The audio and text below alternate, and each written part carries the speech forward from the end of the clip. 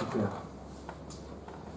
Alors, il y a 15 jours, la neige a eu raison de nous. Elle a eu raison de nous, mais c'était quand même... c'est quand même plus sage d'annuler. Parce que je ne sais pas si vous vous souvenez, mais il y a eu deux épisodes de neige, et la couche du haut, elle cache une couche de glace. Moi, j'ai failli m'étaler au moins 3 fois ou 4 fois. Donc c'était plus raisonnable d'annuler.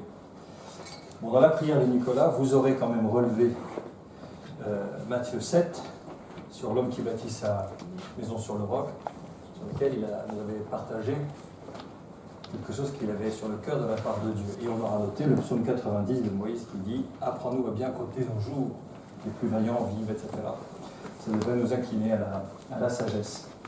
Alors il y a 15 jours, nous avions vu de quelle manière le Seigneur s'était pris pour tirer hors d'Égypte son peuple. Égypte, symbole du monde, dans tous ses aspects de séduction, de richesse, d'occultisme, de sorcellerie et d'oppression. Et il l'avait annoncé à Moïse 430 ans plus tôt, et donc le peuple d'Israël est sorti d'Égypte avec de grandes richesses. Vous vous rappelez pourquoi les grandes richesses? Merci. Eh oui, Dieu avait dit, vous demanderez à vos voisins, vos voisines des plats d'argent, des vases d'or, etc. Ils ont dépouillé les Égyptiens parce que c'est le matériel qui va constituer le futur tabernacle dans le désert. Très bien. Donc aujourd'hui, le sujet, c'est les 10 commandements. Alors je vous montre, voilà, c'est un 10 commandements. Voilà. Ah, ils ont pas vu? Je reviens en arrière. Ah, c'est bien. Et celui-là, il est éteint alors? Alors, est-ce qu'il s'éteint avec voilà.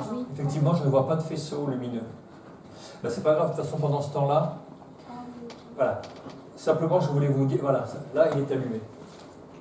Ce que je voulais vous dire, c'est que entre la sortie d'Égypte et l'épisode dit des 10 commandements, alors que le mot commandement, enfin 10 commandements, ce n'est pas utilisé comme ça, on dit les 10 paroles, ou les 10 proclamations, et s'est passé un certain nombre d'épisodes. Très bien. Il s'est passé un certain nombre d'épisodes que je voudrais rapidement résumer pour qu'on recolle les bouts. Voilà, avant d'arriver à ça. Voilà, 10 commandements. Et c'est toi, non? C'est toi. Ah, je t'avais pas reconnu. Ah, Photoshop, ça fait des... Donc, il y a 10 commandements. Tu avais dit que c'était ici. Je t'avais dit. Voilà. Alors, tu vas y passer. Tant que j'ai des photos, tu vas voir. Chaque session, tu vas y avoir droit. Alors, résumé de ce qui s'est passé juste avant. Nous avons eu la traversée de la mer Rouge. Alors, j'ai choisi à chaque fois de vous mettre un verset, je pourrais en mettre beaucoup plus, hein, mais un verset qui explique la portée spirituelle et prophétique de ce qui s'est passé.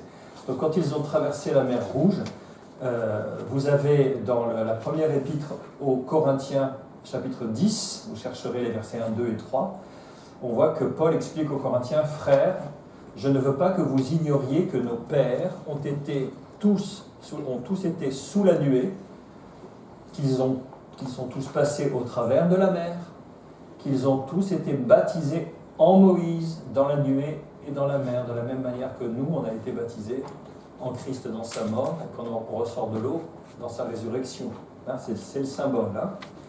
Il y a eu l'épisode juste après des eaux de Mara, les eaux amères. Mara, ça veut dire amère, amertume. Ils arrivèrent à Mara, mais ils ne purent pas boire l'eau de Mara parce qu'elle était amère. C'est pourquoi ce lieu fut appelé Mara. Le peuple murmura contre Moïse en disant « Que boirons-nous » Moïse cria à l'Éternel, et l'Éternel lui indiqua un bois qu'il jeta dans l'eau. Et l'eau devint douce. À votre avis, c'est prophétique de quoi? Une eau amère, on jette un bois, elle devient douce. Allez.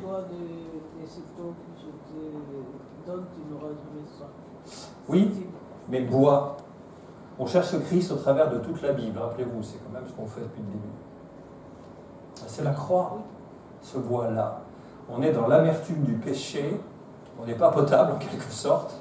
Un bois arrive et l'eau devient douce parce que le bois a ôté l'amertume de l'eau. C'est une image de ce que le Seigneur fait par la réconciliation par la mort de sa croix, hein, par sa croix. C'est prophétique là encore, et l'eau devint douce. Après, vous avez l'épisode de la manne, et plus tard des cailles. Qu'est-ce que dit l'apôtre Paul? Alors c'est la suite du verset de 1 Corinthiens, qu'ils ont tous été baptisés en Moïse dans la nuée et dans la mer, virgule, qu'ils ont tous mangé le même aliment spirituel. Et à propos de cette manne,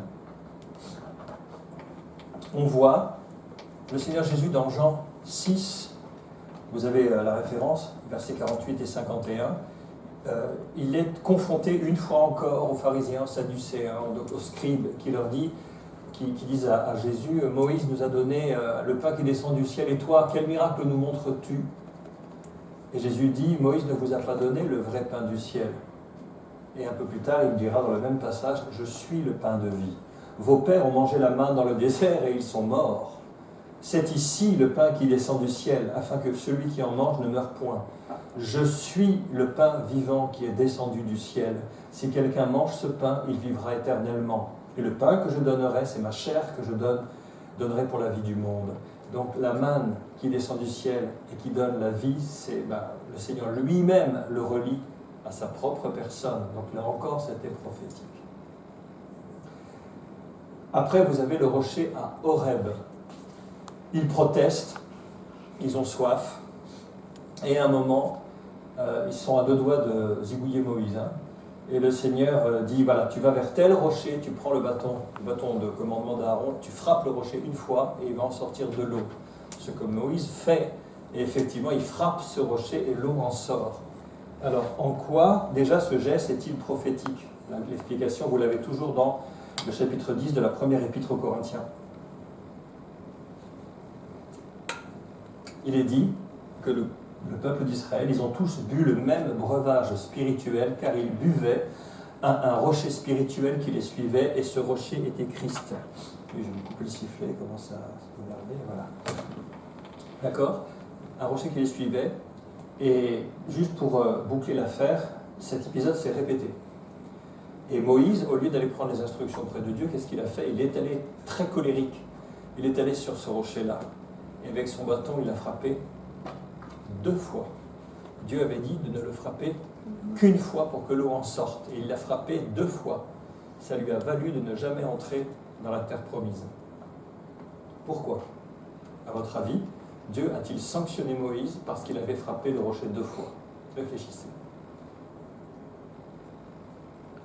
Mais pas confiance. C'est pas ça. C'est pas la question. C'est pas une question de confiance. Dieu avait donné une instruction, d'accord? Il avait dit, tu le frapperas une fois aux yeux de tout Israël, il en sortira de l'eau, puis ils boiront. Moi, le ressenti que j'ai, c'est une demande d'obéissance. Oui. Une demande d'obéissance dans les choses simples. Valoriser uniquement Dieu et non pas la capacité de l'homme à pouvoir, par son action, faire quelque chose. Voilà. Alors il y a ça. Alors d'abord, il a désobéi, ça c'est vrai. Mais parce que dans le Nouveau Testament, il est écrit que Christ a été frappé une fois pour toutes. Il a été frappé une seule fois. Une seule fois. Le châtiment qui nous donne la paix est tombé sur lui une fois. L'œuvre de la croix est unique et parfaite. Le frapper 2 fois, ça rappelle hélas ce qui se passe tous les dimanches chez les catholiques, qu'on appelle le sacrifice de la messe, où le Christ est resacrifié rituellement chaque dimanche. Ça s'appelle le sacrifice de la messe. Christ est mort une fois pour toutes. D'où la symbolique du coup unique de Dieu, une seule fois.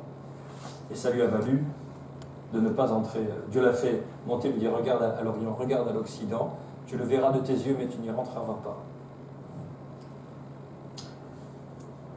Ensuite, il y a la victoire contre Amalek. Alors Amalek, c'est le peuple, ce descendant d'Ismaël a donné son nom au peuple des Amalécites, qui ont toujours été des ennemis d'Israël tout au long de leur histoire. Et c'est le fameux épisode où Israël est en guerre dans la vallée en bas. Il y a Josué qui combat avec Israël contre les Amalécites, et Moïse il intercède en haut. Et à chaque fois qu'il lève les bras, c'est Josué qui gagne. À chaque fois qu'il baisse les bras, c'est Amalek qui a le dessus. Et à un moment, il se fatigue, Donc on lui met un rocher, et puis il a Hur et Aaron des deux côtés qui maintiennent ses bras jusqu'au coucher du soleil, et ainsi la victoire contre Amalek est absolument totale. Et il y a cette phrase terrible qui dit, c'est Dieu qui dit, dis à Josué, parce que la main a été levée sur le trône de l'Éternel, il y aura guerre de l'Éternel contre Amalek de génération en génération, jusqu'à son extinction totale. Parce que là, c'était très clair que le Seigneur relie l'attaque d'Amalek à une attaque directe sur lui-même. C'est-à-dire détruire le peuple de Dieu, c'est détruire Dieu lui-même, c'est s'en prendre à Dieu. Il dit, une main s'est levée contre mon trône. Et vous voyez plus tard, dans des prophètes, je pense à Amos, à cause de 3 choses et même 4 d'Amalek, etc. À un moment, il dit effectivement, à chaque fois que tu es irrité contre moi, car tu es... Non, à chaque fois que tu es furieux contre moi, car tu es furieux contre moi. Il s'adresse comme ça à certains peuples. Là, en l'occurrence, c'est les Ammonites. Mais à un moment, on voit bien que derrière la guerre terrestre, il y a quelque chose qui se passe là-haut. Hein, et les enjeux sont beaucoup plus importants. Dernier épisode, Moïse est épuisé et son beau-père Jéthro le visite et lui dit « Mais attends, tu vas laisser ta santé, t'épuiser comme ça, rendre justice à tout le monde, ils sont 600 000, et tu n'y arriveras jamais. Établis des chefs des 10, des chefs des 100, des chefs des 1000, ils vont régler les litiges du quotidien et on ne viendra vers toi que pour les grands sujets et les grandes causes. » Et Moïse, il a fait ainsi. C'est pour ça qu'après, on entend parler des chefs des 100, des chefs des 1000 dans les chroniques, etc. Ça a été établi ce jour-là. Donc il s'est passé tout ça avant qu'on arrive à notre sujet, l'alliance au mont Sinaï.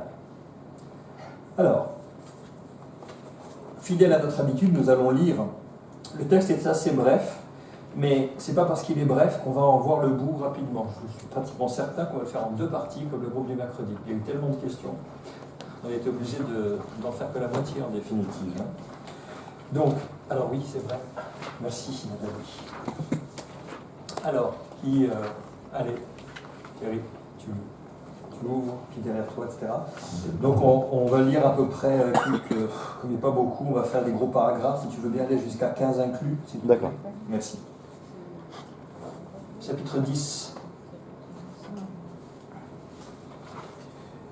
Moïse monta vers Dieu, et l'Éternel l'appela du haut de la montagne en disant « Tu parleras ainsi à la maison de Jacob, et tu diras aux enfants d'Israël, vous avez vu ce que j'ai fait à l'Égypte, et comment je vous ai porté sur des ailes d'aigle et amené vers moi. Maintenant, si vous écoutez ma voix, et si vous gardez mon alliance, vous m'appartiendrez entre tous les peuples, car toute la terre est à moi. Vous serez pour moi un royaume de sacrificateurs et une nation sainte. Voilà les paroles que tu diras aux enfants d'Israël. » Moïse vint appeler les anciens du peuple et il mit devant eux toutes ces paroles, comme l'Éternel le lui avait ordonné. Le peuple tout entier répondit, « Nous ferons tout ce que l'Éternel a dit. » Moïse rapporta les paroles du peuple à l'Éternel.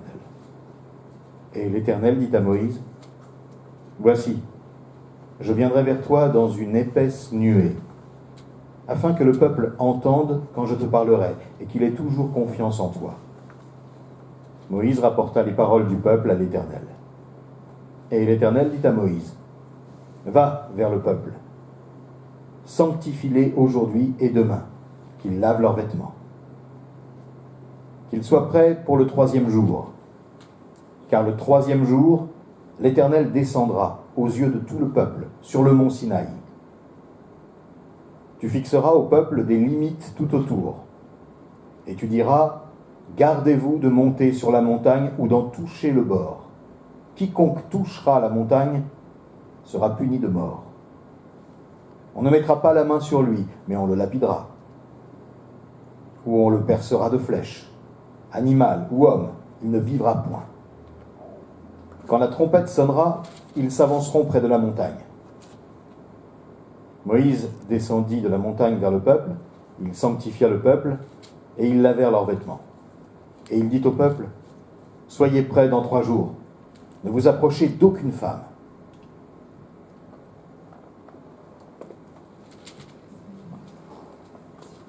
Le 3e jour au matin, il y eut des coups de tonnerre, des éclairs et une épaisse nuée sur la montagne.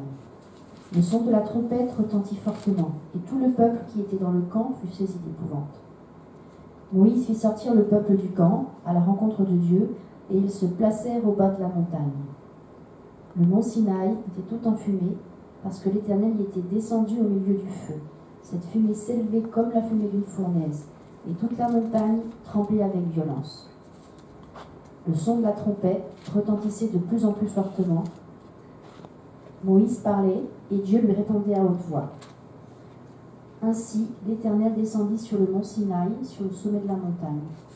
L'Éternel appela Moïse sur le sommet de la montagne, et Moïse monta. L'Éternel dit à Moïse, « Descends, fais au peuple la défense expresse de se précipiter vers l'Éternel pour regarder, de peur qu'un grand nombre d'entre eux ne périssent. Que les sacrificateurs qui s'approchent de l'Éternel se sanctifient aussi, de peur que l'Éternel ne les frappe de mort. »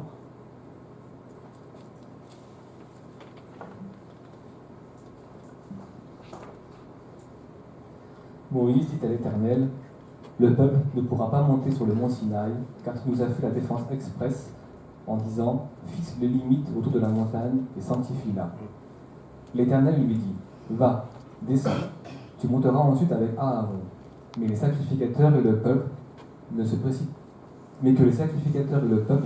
point pour monter vers l'Éternel, de peur qu'il ne les frappe de mort. » Moïse descendit vers le peuple et lui dit ces choses. Alors Dieu prononça toutes ces paroles en disant, « Je suis l'Éternel, ton Dieu, qui t'a fait sortir du pays d'Égypte, de la maison de servitude. Tu n'auras pas d'autre Dieu devant ma face. Tu ne te feras point d'image taillée, ni de représentation quelconque des choses qui sont en haut dans les cieux, qui sont en bas sur la terre, et qui sont dans les eaux plus bas que la terre. Tu ne te prosterneras point devant elles, et tu ne les serviras point. Car moi, l'Éternel, ton Dieu, je suis un Dieu jaloux, qui punit l'iniquité des pères sur les enfants jusqu'à la 3e et la 4e génération de ceux qui me haïssent, et qui fait miséricorde jusqu'à 1000 générations à ceux qui m'aiment et qui gardent mes commandements. Tu ne prendras point le nom de l'Éternel, ton Dieu, en vain, car l'Éternel ne laissera point impuni celui qui prendra son nom en vain. Jusqu'à 11. Souviens-toi du jour du repos pour le sanctifier. Tu travailleras 6 jours, et tu feras tout ton ouvrage.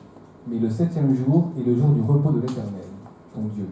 Tu ne feras aucun ouvrage, ni toi, ni ton fils, ni ta fille, ni ton serviteur, ni ta servante, ni ton bétail, ni l'étranger qui est dans tes portes. Car en 6 jours l'Éternel a fait les cieux, la terre et la mer, et tout ce qui est contenu, et il s'est reposé le 7e jour. C'est pourquoi l'Éternel a béni le jour du repos et l'a sanctifié. Jusqu'à la fin, si tu veux. Honore ton père et ta mère, afin que tes jours se prolongent dans le pays de l'Éternel, ton Dieu, que ton Dieu te donne. Tu ne tueras point, tu ne commettras point d'adultère, tu ne déroberas point, tu ne porteras point de faux témoignages contre ton prochain. Tu ne convoiteras point la maison de ton prochain, tu ne convoiteras point la femme de ton prochain, ni son serviteur, ni sa servante, ni son bœuf, ni son âne, ni aucune chose qui appartienne à ton prochain. Tout le peuple entendait les coups de tonnerre et le son de la trompette. Il voyait les flammes de la montagne fumante. À ce spectacle, le peuple tremblait et se tenait dans l'éloignement. Ils dirent à Moïse, « Parle-nous toi-même, et nous écouterons, mais que Dieu ne nous parle point, de peur que nous mourions. » Moïse dit au peuple, « Ne vous effrayez pas, car c'est pour vous mettre à l'épreuve que Dieu est venu, et c'est pour que vous ayez sa crainte devant les yeux, afin que vous ne péchiez point. » Le peuple restait dans l'éloignement. Mais Moïse s'approcha de la nuée où était Dieu. L'Éternel dit à Moïse, « Tu parleras ainsi aux enfants d'Israël, vous avez vu que je vous ai parlé depuis les cieux. Vous ne ferez point des dieux d'argent, vous ne ferez point des dieux d'argent et des dieux d'or pour me les associer. Vous ne vous en ferez point. Tu m'élèveras un autel de terre sur lequel tu offriras tes holocaustes et tes sacrifices d'action de grâce, tes brebis et tes bœufs. Partout où je rappellerai mon nom, je viendrai à toi et je te bénirai. Si tu m'élèves un autel de pierre, tu ne le bâtiras point en pierre taillée, car en passant ton ciseau sur la pierre, tu la profaneras. Tu ne monteras point à mon autel par des degrés, afin que ta nudité ne soit pas découverte. » Merci. Bien. Alors, ça vaudrait le coup, franchement, qu'on lise tout jusqu'au 32, chapitre 32. Parce que si vous voulez vraiment comprendre, avoir la vision d'ensemble de cet épisode, il faudrait tout lire. C'est pas évident parce qu'on voit Moïse qui monte, il prend des instructions, il descend, il les redonne au peuple. Le Seigneur lui dit monte, il remonte, il redescend. Et puis les paroles sont données d'abord, si vous notez bien, les paroles au chapitre 20 sont données à Moïse oralement. On ne parle pas encore des tables de pierre. Elles sont données oralement. Ensuite, il développe ses lois sur les chapitres 21, les lois sur les esclaves, les vols, les prêts, si tu trouves le bœuf de ton voisin, rends-le lui, enfin, etc. Au chapitre 24, c'est la conclusion de l'alliance. Après, il y a toute la description du tabernacle, 24, 25, 26, etc. Et c'est juste avant le chapitre 32, le veau d'or, que Dieu donne à Moïse les tables de pierre. On a l'impression qu'il les récupère maintenant. C'est pas maintenant qu'il les récupère, il récupère le contenu. C'est important de comprendre ça. Parce que les tables, à un moment, il est dit que Moïse écrivit toutes les paroles, mais la conclusion de l'alliance, il est dit que c'est les tables écrites du doigt de Dieu qu'il a reçu au 31, je crois. Et je vous donne juste un sentiment que j'ai quand il y a l'épisode de la femme adultère dans les évangiles, et qu'il l'amène, cette femme a été surprise en flagrant délit d'adultère. La loi nous dit de lapidé de telle femme, et toi que dis-tu? Jésus écrivait par terre. Cette image du doigt qui écrit, ça me fait penser au doigt de Dieu qui a écrit la loi, parce que la loi il la connaissait, c'est lui qui l'a inspirée. Mais comme il était la grâce, il rappelait la loi. C'est pas dit dans les évangiles, mais c'est ce que je crois. Parce que ce geste est tellement symbolique, comme mettre la saline et de la terre pour rendre la vue à l'aveugle, qui est un geste créateur d'Adam avec la terre, etc. Donc voilà le contexte. Alors, il y a une première chose, il y a des perles qu'il ne faut pas rater dans tous ces passages-là. On entend souvent, Moïse, je le disais un peu en plaisantant, que Moïse il devait avoir des sacrés mollets, il devait être sacrément athlétique, parce qu'il passe son temps à monter, à descendre. Même parfois Dieu le convoque pour lui dire 3 mots, il lui dit tu diras il monte, puis il redescend. Il n'arrête pas le pauvre, et il n'est pas jeune, hein. 84, 85 ans quand même, à peu près. Hein. 80 ans passés en tout cas. Et il n'arrête pas de faire l'ascension. Mais il y a un moment particulier, un peu plus tard, au chapitre 24, on le verra en partie, mais pas complètement. Mais donc j'ai estimé que c'était le meilleur moment pour en parler. Parce qu'au moment du tabernacle, on aura tellement de choses à voir que je ne reviendrai pas autant en détail. Mais j'aimerais bien que vous alliez au chapitre 24, on va faire un petit saut. D'ailleurs, ne vous fatiguez pas à la limite à le trouver, parce que je l'ai mis ici. Je voudrais vous montrer cette image de ce qu'est l'intimité avec Dieu. Qu'il y a plusieurs niveaux de proximité avec Dieu. Un pasteur américain disait il y a une bonne trentaine d'années, et je souscris à ce qu'il a dit. Il a dit, vous serez près du Seigneur dans les lieux célestes dans la même mesure que vous aurez été proche de lui ici.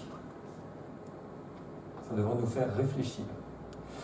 Et effectivement, dans le Exode 24, on voit que Moïse est appelé à monter vers l'Éternel à 4 reprises. À 4 reprises. Donc là, j'ai pris un extrait, j'ai ponctionné les versets qui parlent de ces 4 étapes. Dieu dit à Moïse, monte vers l'Éternel, toi et Aaron, Nadab et Abihu, qui étaient les 2 fils d'Aaron, qui avaient eux aussi le service lévitique, puisque c'est par paternité, par transmission, qu'on avait cette charge, et 70 des anciens d'Israël, et vous vous prosternerez de loin. Dieu est sur la montagne, il y a la nuée là-haut, hein. Et on leur dit, vous montez. Alors là, vous avez vu, c'est tout, excusez-moi l'expression, c'est tout le staff d'Israël qui monte. Les 70 des anciens d'Israël, cette tradition s'est conservée dans le judaïsme, et c'est pour ça qu'aujourd'hui, ça s'appelle le Sanhédrin. Le Sanhédrin, le tribunal rabbinique, est constitué de 70 anciens, le souverain sacrificateur étant le 71e membre. Donc là, il y avait déjà établi cette idée des 70. Donc monte, première demande de Dieu. Alors il monte avec tout le staff. Et un peu plus tard, verset 9, il est dit, Moïse monta avec Aaron, Nadab et Abihu et 70 des anciens d'Israël. Ensuite, 13, se leva avec Josué qui le servait, et Moïse monta sur la montagne de Dieu. C'est-à-dire qu'il a laissé derrière lui les anciens, Aaron, Nadab et Abihu, il ne monte qu'avec Josué. Et ensuite, il est dit, Moïse monta sur la montagne. Alors, à ce stade du 3e niveau d'appel, on ne sait pas si Josué est encore avec lui. Il n'est pas dit, Moïse et Josué monta sur la montagne. Il dit Moïse monta, parce qu'entre-temps Dieu l'a appelé lui. C'est le troisième niveau, il monte encore plus proche de Dieu.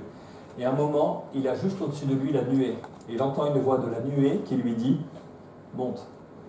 La gloire de l'Éternel reposa sur le mont Sinaï et la nuée le couvrit pendant 6 jours. Le 7e jour, l'Éternel appela Moïse du milieu de la nuée. L'aspect de la gloire de l'Éternel était comme un feu dévorant sur le sommet de la montagne. Aux yeux des enfants d'Israël, eux, c'est ce qu'ils voyaient de loin. Moïse entra au milieu de la nuée et il monta, 4e niveau. Moïse demeura sur la montagne 40 jours et 40 nuits. C'est-à-dire que là, vous avez l'image de l'intimité totale. Moïse, il est immergé dans la présence de Dieu, au point d'ailleurs qu'il a perdu toute notion du temps. Il n'a pas faim, il n'a pas soif. Il est dans la présence de Dieu, comme l'était Adam, qui renouvelait l'image de Dieu parce qu'il voyait Dieu tous les jours. Et là, on a Moïse qui est en contact avec son Créateur. C'est le degré d'intimité maximal. Question qu'on peut se poser pour nos propres vies. On en est où de la montagne? On en est où là? Il y a d'autres épisodes qui font écho à ces 4 niveaux de proximité. Je vous invite à les partager. Élie, le grand prophète, vient de confronter les faux prophètes de Baal et d'Astarté sur le mont Carmel. C'est l'épisode des 2 autels, vous savez, les prêtres font leur autel, lui il fait un autel, et puis à la fin il dit l'autel qui sera consumé par le feu, c'est l'autel de Dieu, du Dieu réel. Et on voit les prêtres de Baal qui s'affolent du matin jusqu'au soir, à se faire des incisions, des incantations, et puis il ne se passe rien, et Élie se paye leur tête. Ah ben, il est en vacances, il dit. Il est en vacances, Dieu, ou alors il est dur d'oreille, il parle plus fort. Puis quand ils sont bien finis leurs agitations, il prend 12 pierres, une par tribu d'Israël, et il fait ça vers l'offrande du soir, ce qui est très symbolique. Et il fait un fossé autour, il dépaisse un taureau et il demande qu'on mette de l'eau. Un premier vase, un deuxième vase, un troisième vase. Et il dit Éternel, maintenant, pour montrer à tout le monde que tu es le seul Éternel et que je suis ton prophète, et le feu descend, consume le taureau, le bois, les pierres, l'eau et la terre.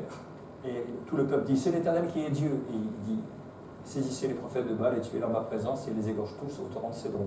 Mais juste après, il y a Jézabel qui dit qu'elle vivante, Élie sera égorgée, elle veut sa peau. Il a une sorte de crise de dépression et il fuit s'enfermer dans une caverne. L'Éternel dit sors et tiens-toi dans la montagne devant l'Éternel. Et voici l'Éternel passa. Et devant l'Éternel, il y eut un vent fort et violent qui déchirait les montagnes et brisait les rochers. L'Éternel n'était pas dans le vent. Et après le vent, ce fut un tremblement de terre. L'Éternel n'était pas dans le tremblement de terre. Et après le tremblement de terre, un feu. L'Éternel n'était pas dans le feu. Et après le feu, un murmure doux et léger. Quand Élie l'entendit, il s'enveloppa le visage de son manteau, il sortit et se tint à l'entrée de la caverne. Et voici une voix lui fit entendre ces paroles. Que fais-tu ici, Élie? Si vous avez fait le parcours de prière, ça doit vous rappeler une certaine salle là. Vous avez vu, avant fort et violent, toutes ces manifestations, mais pour entendre et reconnaître un murmure doux et léger, ça veut dire qu'on a la proximité de Dieu et qu'on reconnaît cette voix très ténue qui nous parle que le prophète, il la connaissait bien. Et avec des manifestations extrêmement spectaculaires, Dieu n'était pas. Et quand il y a eu ce petit murmure doux et léger, familier, ce souffle, lui qui avait l'habitude, il est sorti et s'est voilé le visage parce qu'il ne voulait pas voir Dieu. C'est pareil, est-ce qu'on connaît Dieu comme un tremblement de terre, comme un feu, ou est-ce qu'on connaît sa voix, qu'elle nous parle très doucement, très délicatement? Ça nous parle encore d'un degré d'intimité. Dans le Cantique des Cantiques, au chapitre 6, le roi dit ceci: il y a 60 reines, 80 concubines et des jeunes filles. Oui. Pardon, excuse-moi. Tu nous dis ça nous parle de notre intimité avec Dieu. Oui. Ça, je suis tout à fait d'accord. Et de ta connaissance biblique, est-ce qu'on pourrait aussi l'interpréter comme la manière dont on a, de manière très personnelle, d'être en relation avec Dieu? Est-ce que Élie, par exemple, en général, quand il était en relation avec Dieu, dans son relationnel avec lui, il était plutôt dans le combat, il était plutôt dans la douceur, il était plutôt dans l'écoute, il était plutôt dans le questionnement, comme David qui n'arrête pas de mettre au défi quasiment Dieu, presque. Tu vois? Donc est-ce que du coup c'est un niveau d'intimité ou est-ce que c'est une manière relationnelle d'être avec Dieu? Si c'est un niveau d'intimité, ça veut dire que forcément ça va évoluer dans la Bible, dans son intimité, au fur et à mesure des chapitres. Oui. Si c'est une manière relationnelle d'être avec lui, mais toujours dans le murmure, la délicatesse, etc., ce sera plus dans son caractère. Oui. Alors déjà, c'est une question extrêmement importante. Il n'y a pas... D'abord, il est un prophète. Il est le prophète de l'Éternel. À l'époque, il n'y en avait pas des masses. C'est le prophète. Or, il n'y a pas un seul prophétisme. Chez Théophile Ministère, qui est un ministère dans lequel je donne aussi des enseignements, c'est un ministère qui forme les prophètes. Et donc, il y a un cursus en 3 ans de 47 chapitres, si j'ose dire. Ne vous plaignez pas, vous en avez 25. C'est sur 3 ans. Et c'est vraiment pour former les prophètes, parce qu'on peut avoir un don prophétique, mais il faut quand même un cadre biblique pour l'exercer, sinon on peut partir en vrille. Et on apprend qu'il y a plusieurs prophétismes.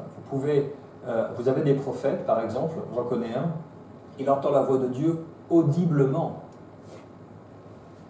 Quand il était jeune, il pensait qu'il était schizophrène, il pensait qu'il était fou. Il passait près de quelqu'un, il entendait « Reviens sur tes pas, dis-lui que... » Il se tournait parce qu'il se disait « Mais qui est-ce qui me parle ?» Et il était au bord d'aller voir un clinicien, parce qu'il pensait qu'il était vraiment fou, c'est lui qui me l'a raconté. Et puis vous avez d'autres personnes qui n'entendent pas audiblement, mais ils ont une espèce de conviction tellement forte qui leur vient du diaphragme, il faut qu'ils délivrent le message. Ça m'est arrivé plusieurs fois, ce truc-là. Je ne suis pas prophète, hein. Mais vous en avez d'autres, ils n'ont que des images. Et quand l'image arrive, après, le Seigneur explique cette image très très forte. Sophie est comme ça.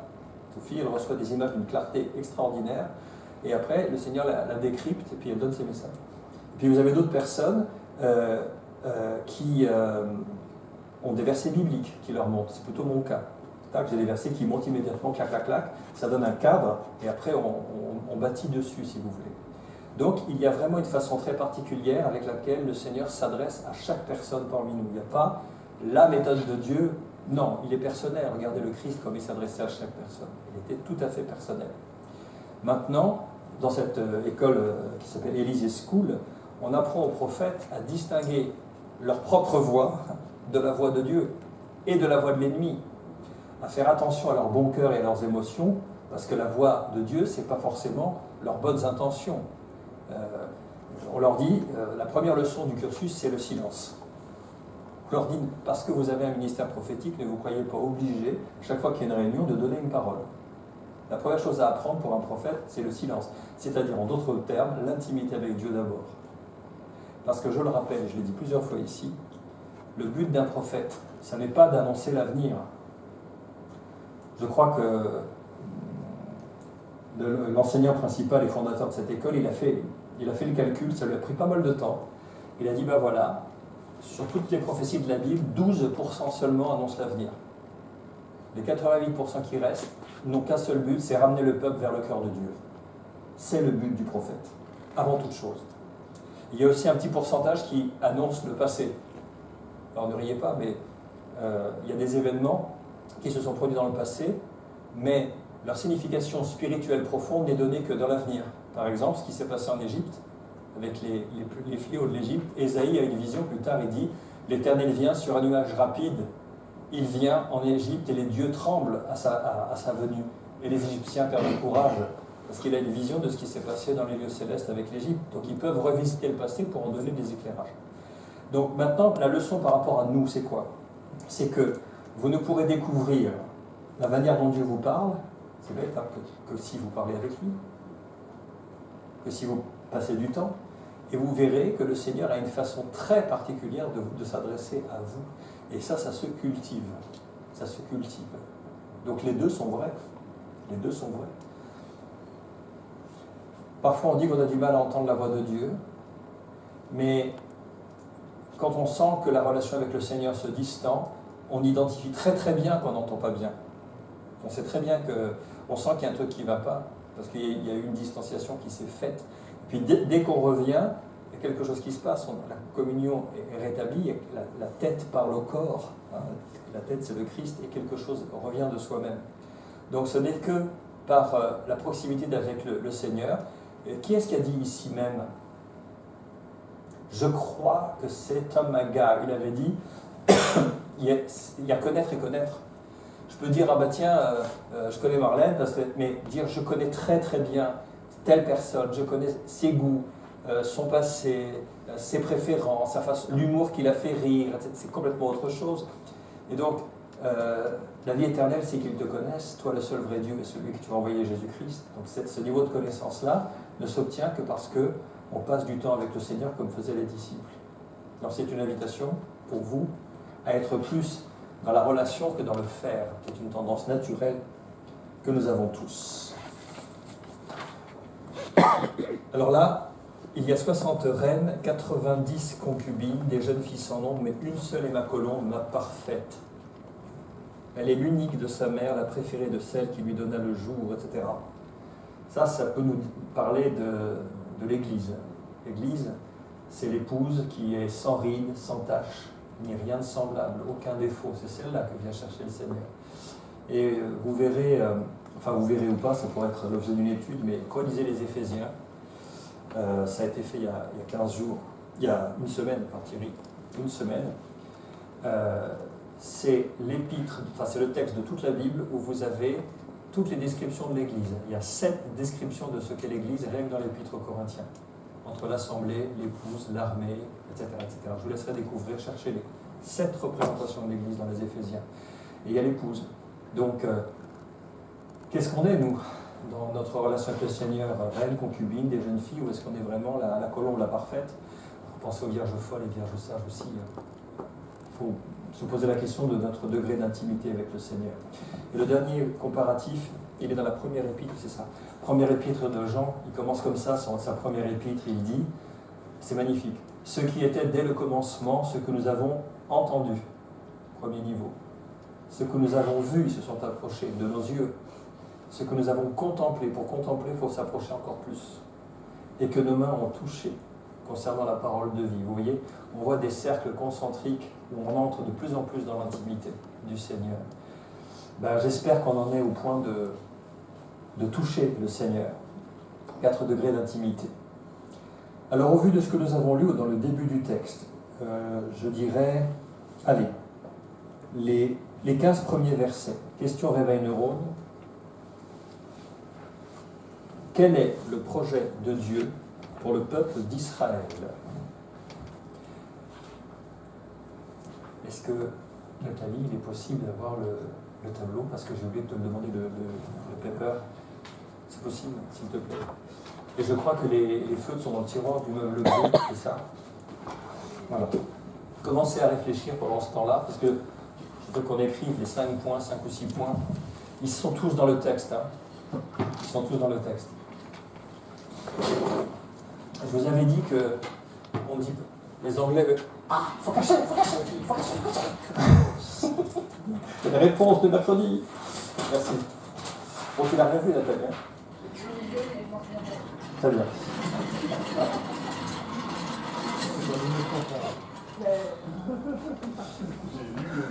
Il y en a un qui va lire à l'envers, là. Je suis sûr qu'il y a un... Oui, je tiens, voilà. Comme ça. Il y en a un qui va lire à l'envers, j'en suis certain. Les feutres, voilà, il est là, merci.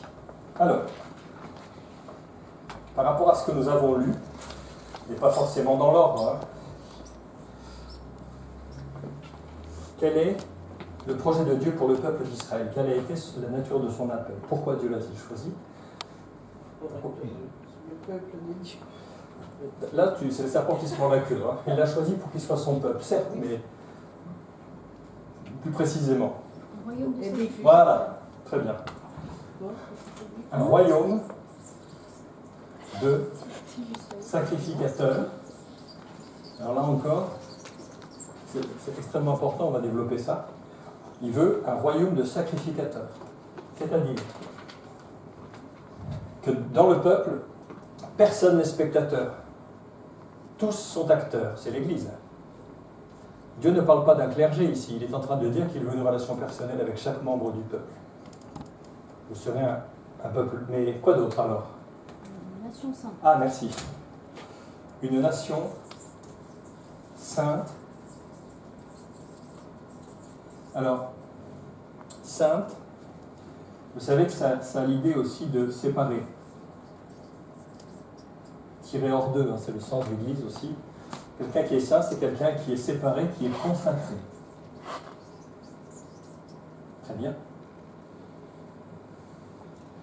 peut-on dire d'autre?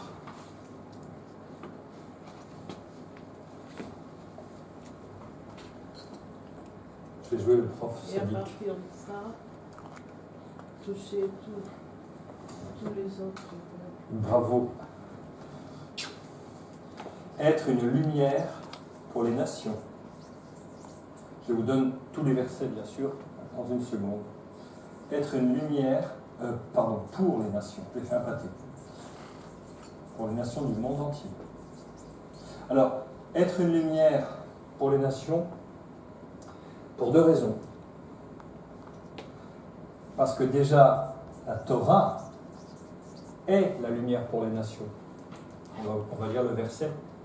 Quand Dieu dit, quel peuple a comme toi une Torah, une loi. J'ai voulu pour Israël une loi magnifique. Ça, c'est la lumière, mais aussi, par son obéissance à l'application de cette loi, Israël devait montrer qu'il avait une sagesse supérieure aux autres nations. Ce sens de lumière va dans ces deux acceptions. Il y a encore deux rôles importants. Alors, le temps d'une gorgée de café.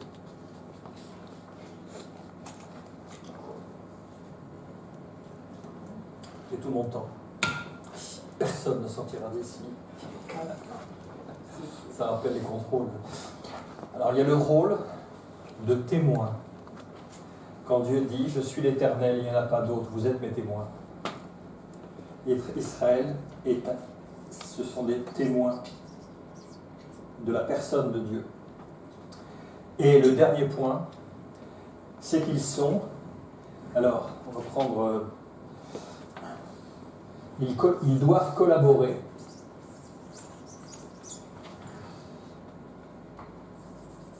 au rachat des nations. Je m'explique là-dessus. Si vous voulez, ils sont, entre guillemets, les évangélistes du monde.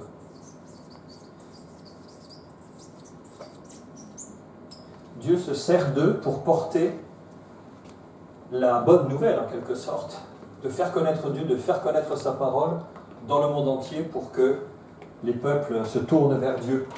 Et il les a choisis, eux, au départ, pour porter la Torah, la lumière vers les nations. Donc, effectivement, on va trouver tous ces rôles.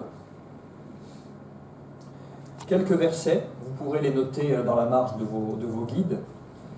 Exode 33, c'est juste après l'épisode du veau d'or.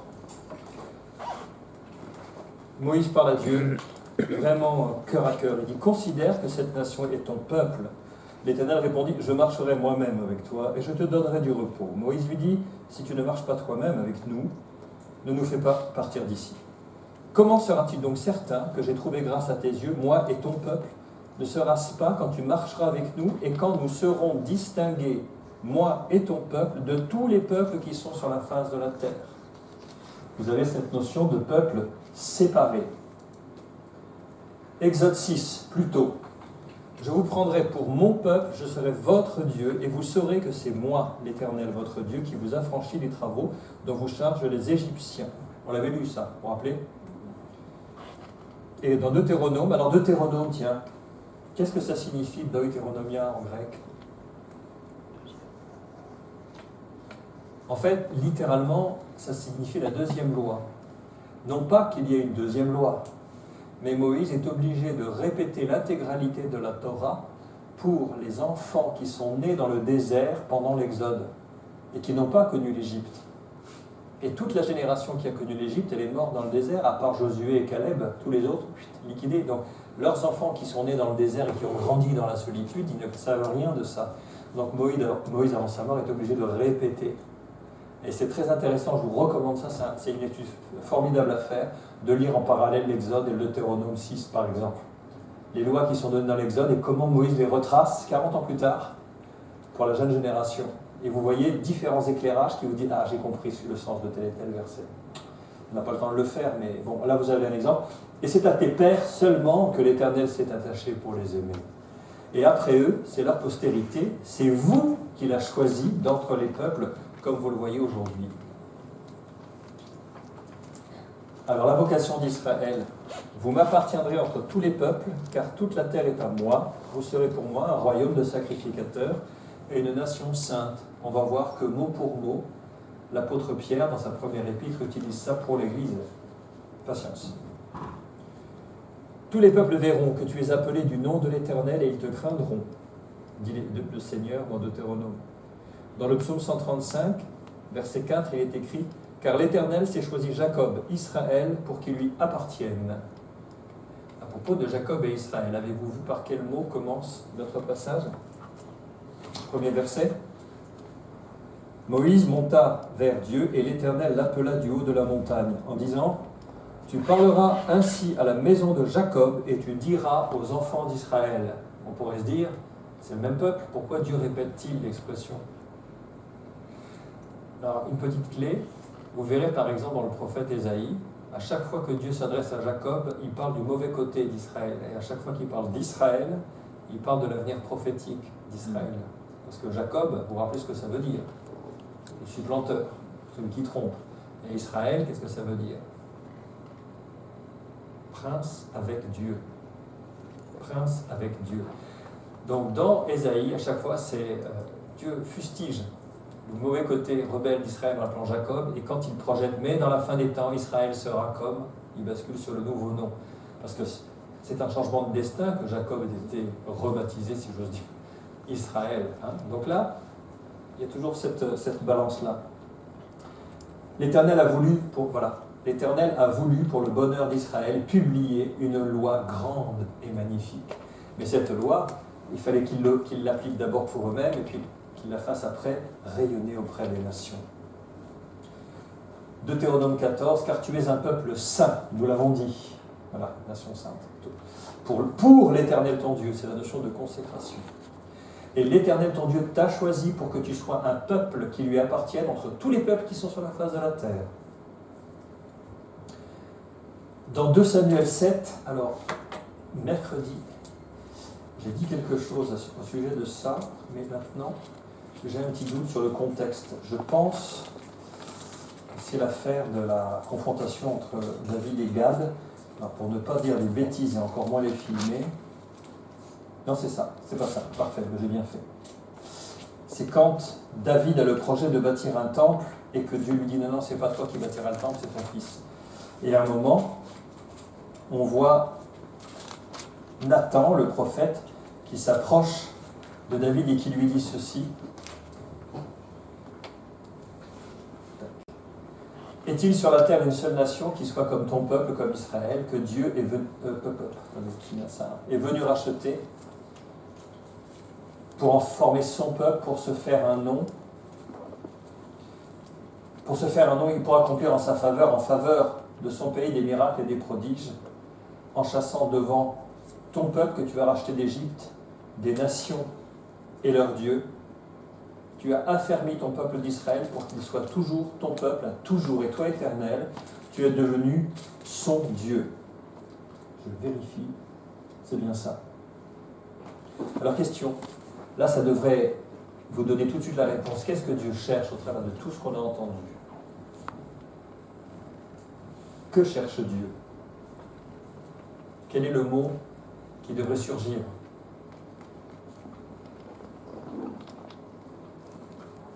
Alors, je vous aide, on va procéder par élimination. Est-ce que Dieu cherche un clergé? Non.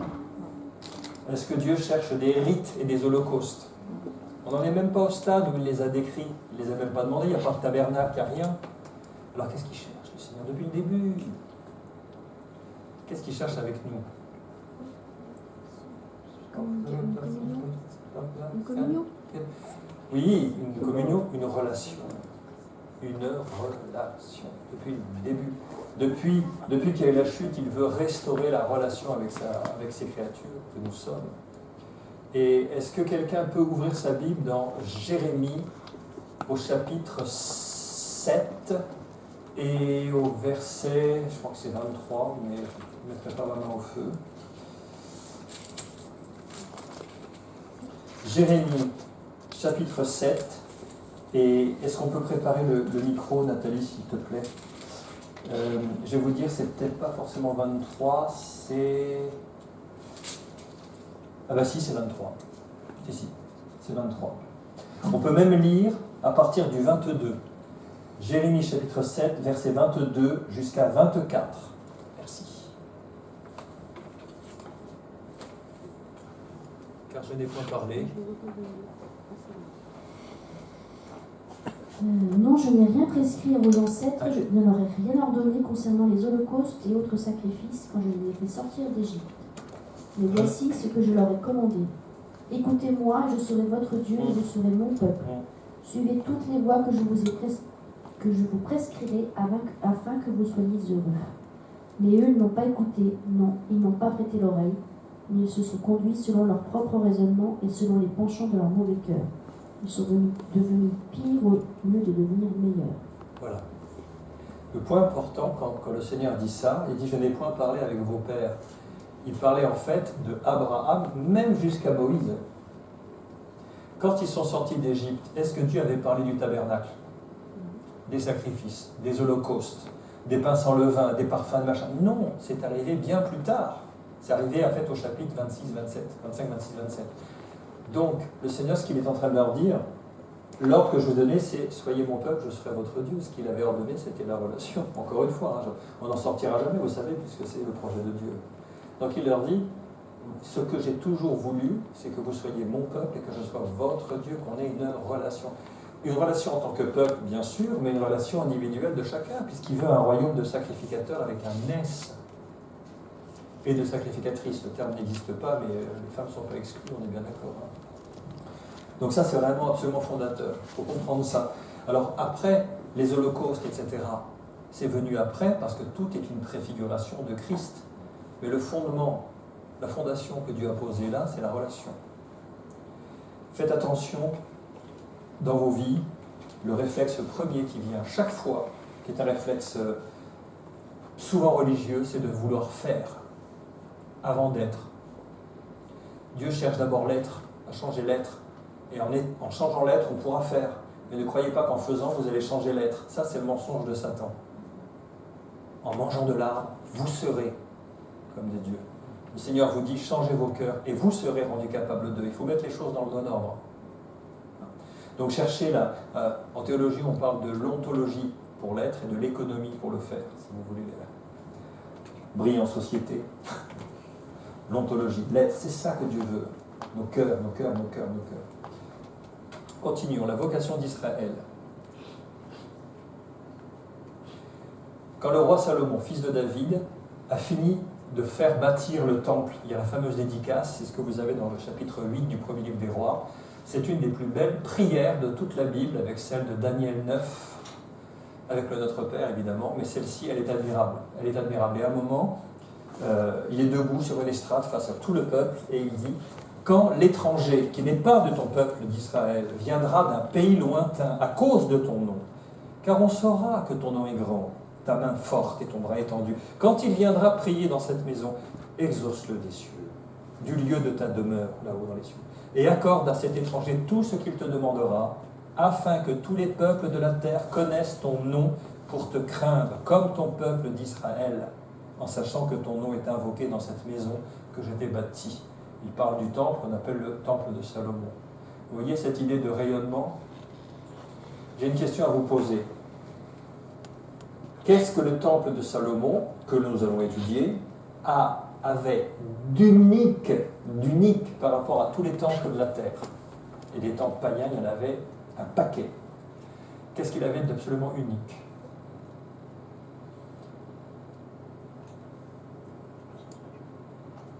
Arrête, c'est pas de te cacher à la colonne.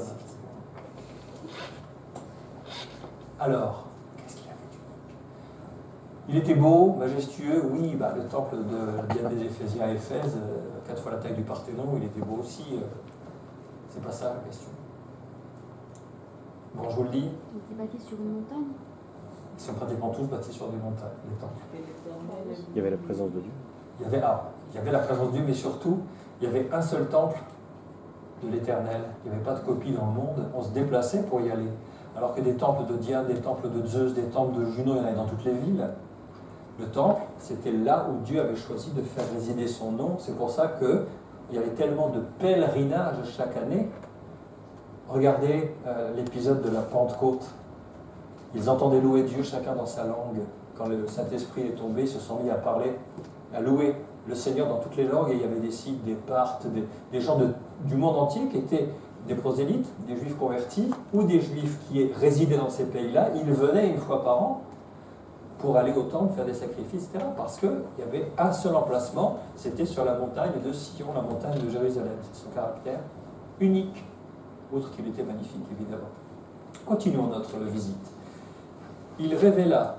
Alors, oui, on n'est pas raté, hein, non, c'est ça.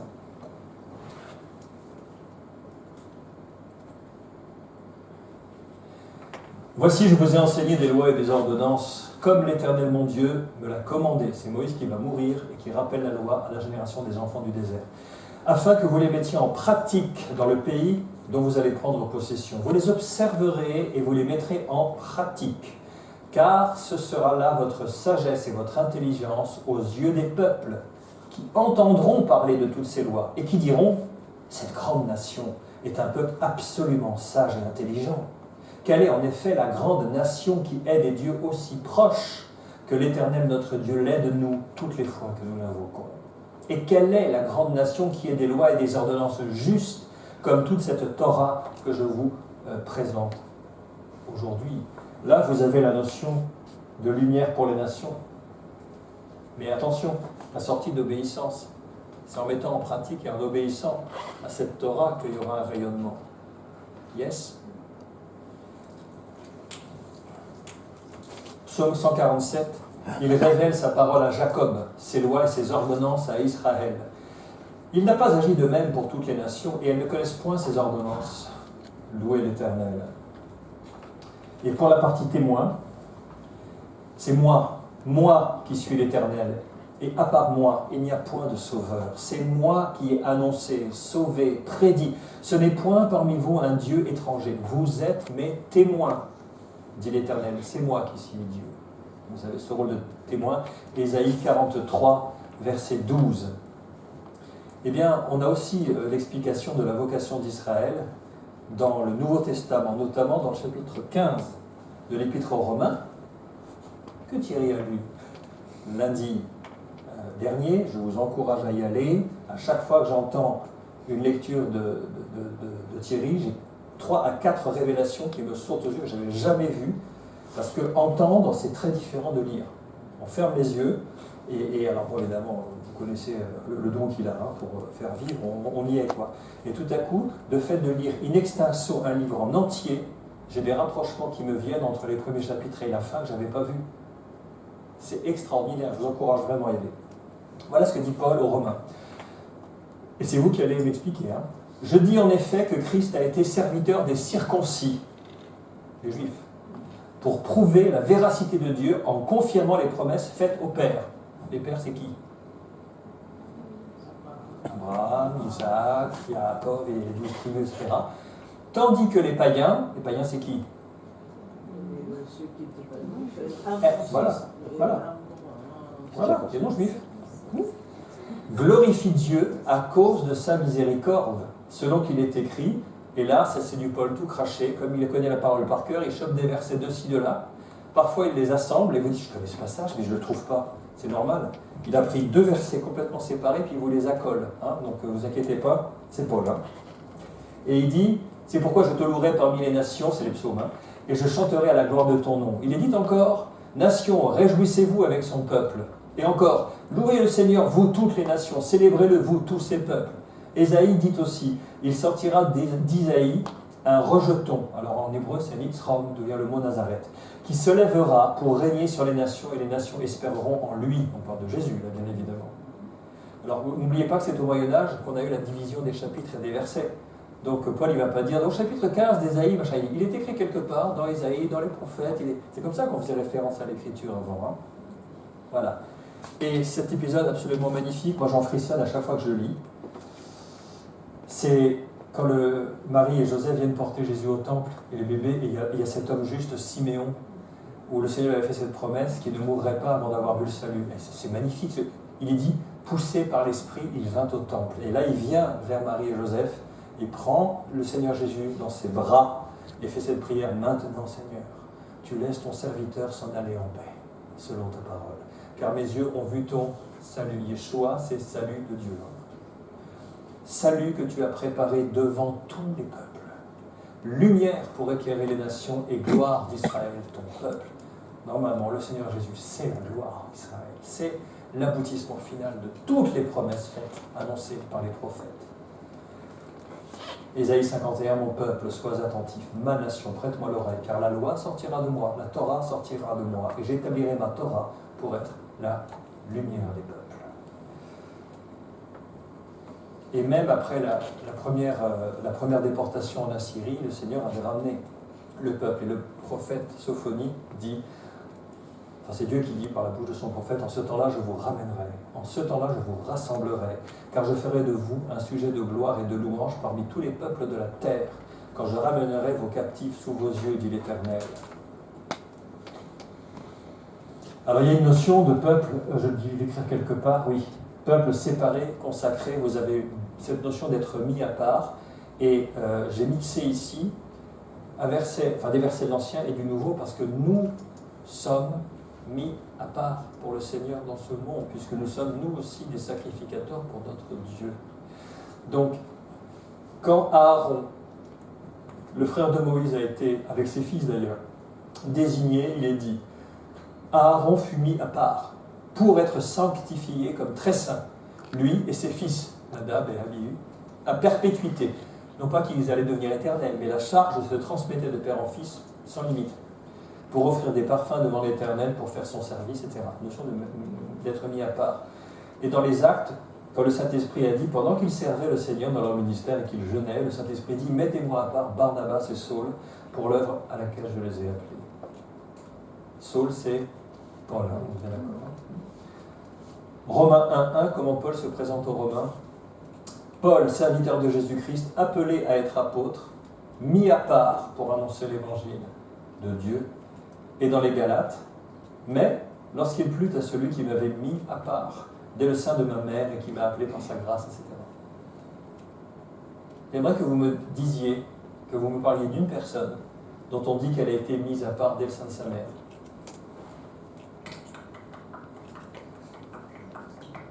Le temps tourne. Non, pas dès le sein de sa mère, vraiment. Elle a fait un vœu en disant, je le prêterai à l'Éternel. Mais c'est juste, parce que c'est un enfant du miracle. À chaque fois que vous avez un enfant du miracle, il y a un destin particulier. Isaac, Samuel, Jean-Baptiste. Qu'est-ce qu'ils ont dit tous les amis, les voisins? Mais que sera donc cet enfant?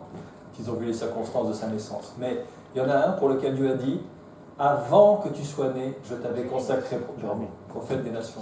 Jérémie. Mais je ne suis qu'un enfant. Ne dis pas, je ne suis qu'un enfant, car tu iras vers tous ceux vers lesquels je t'enverrai, et tu leur diras les paroles.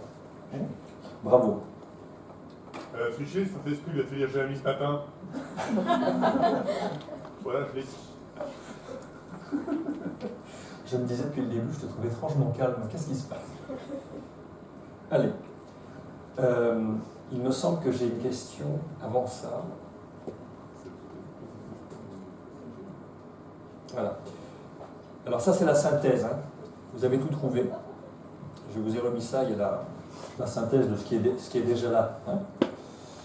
Alors, j'ai une question. J'en ai plusieurs. À votre avis, bon là on a compris la vocation enfin j'espère que vous avez saisi la vocation d'Israël, entre guillemets, ils ont du pain sur la planche. Hein. Ils ont du pain azim sur la planche, pour être exact. Mais là, l'autre question sous-tendue par ça, c'est pourquoi Israël? Pourquoi ce peuple-là en particulier? Alors je vous propose un quiz. Vous avez le droit de choisir une option ou plusieurs.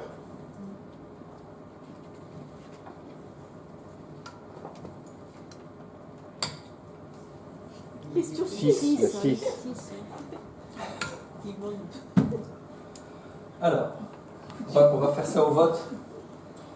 Il est un peuple spécial avec des talents particuliers. Qui vote pour le 1? Oui, un peu. 2, à cause de son humilité. Oui. Surtout moi. Ah non, mais vous connaissez l'histoire du chrétien qui dit « Mais moi, pour l'humilité, je ne crains personne. » Car il est un peuple saint. Un piège. Un piège. Pas encore, non? Bah oui, c'est temporellement faux et vrai. Oui, c'est ça. Bien joué. Il l'est pas en lui-même. C'est parce que simplement Dieu a posé sa main sur lui et l'a choisi pour le séparer qu'il est rendu saint. De même que nous, on n'est absolument pas saints en nous-mêmes, mais c'est la justice de Christ qui nous est transférée à cause de sa justice. Non plus, bon. Mais parce qu'il est meilleur que les autres peuples. Bon, je ne prononcerai pas le point 6, que vous avez pensé très fort. Alors on a la réponse dans la parole de Dieu, bien évidemment. Car tu es un peuple, Deutéronome 7 toujours, car tu es un peuple saint pour l'Éternel ton Dieu. L'Éternel ton Dieu t'a choisi pour que tu sois un peuple qui lui appartient entre tous les peuples qui sont sur la face de la terre. Ce n'est pas parce que vous surpassez en nombre tous les peuples que l'Éternel s'est attaché à vous et qu'il vous a choisi, car vous êtes le moindre de tous les peuples et d'une. Dans les Corinthiens, car Dieu a choisi les choses folles du monde pour confondre les sages, les choses faibles pour confondre les fortes, les choses viles qui ne sont pas pour confondre celles qui sont. Le Seigneur choisit toujours des instruments complètement faibles, détraqués, cassés pour manifester sa gloire. Et en fait, il n'a pas pris le meilleur des peuples, il a pris le pire. Excuse-moi. Oui. Tu peux remettre la salle d'avant. Et voilà. Là, il y a une comparaison, je n'avais jamais percuté, mais dis-moi peut-être, tu sais, le mot moindre. Oui. Entendu de deux manières, celle dont tu l'as exprimé, Oui. dans le sens vie, pas bien, moins bien, etc. Et numérique. Mais il a l'air d'être en opposition à numérique. Et moi, alors, je vais dire une phrase qui va commencer par quelque chose de très drôle. Si j'avais été Dieu, c'est effectivement très drôle. d'accord, donc tout à fait façon évangélique. Oui, oui. De ce que je comprends de la façon dont Dieu fonctionne, hein, c'est plus audible comme ça, mais ça veut dire la même chose finalement. J'ai l'impression que Dieu a pris un petit peuple dans le sens petit en termes de nombre, d'une part parce que ça évoque aussi quelque chose qui est moins puissant à l'époque, Bien sûr. mais aussi parce que quand tu prends un petit nombre, que tu l'isoles, Oui. que tu le maraxes, Oui. que tu l'enseignes, Oui.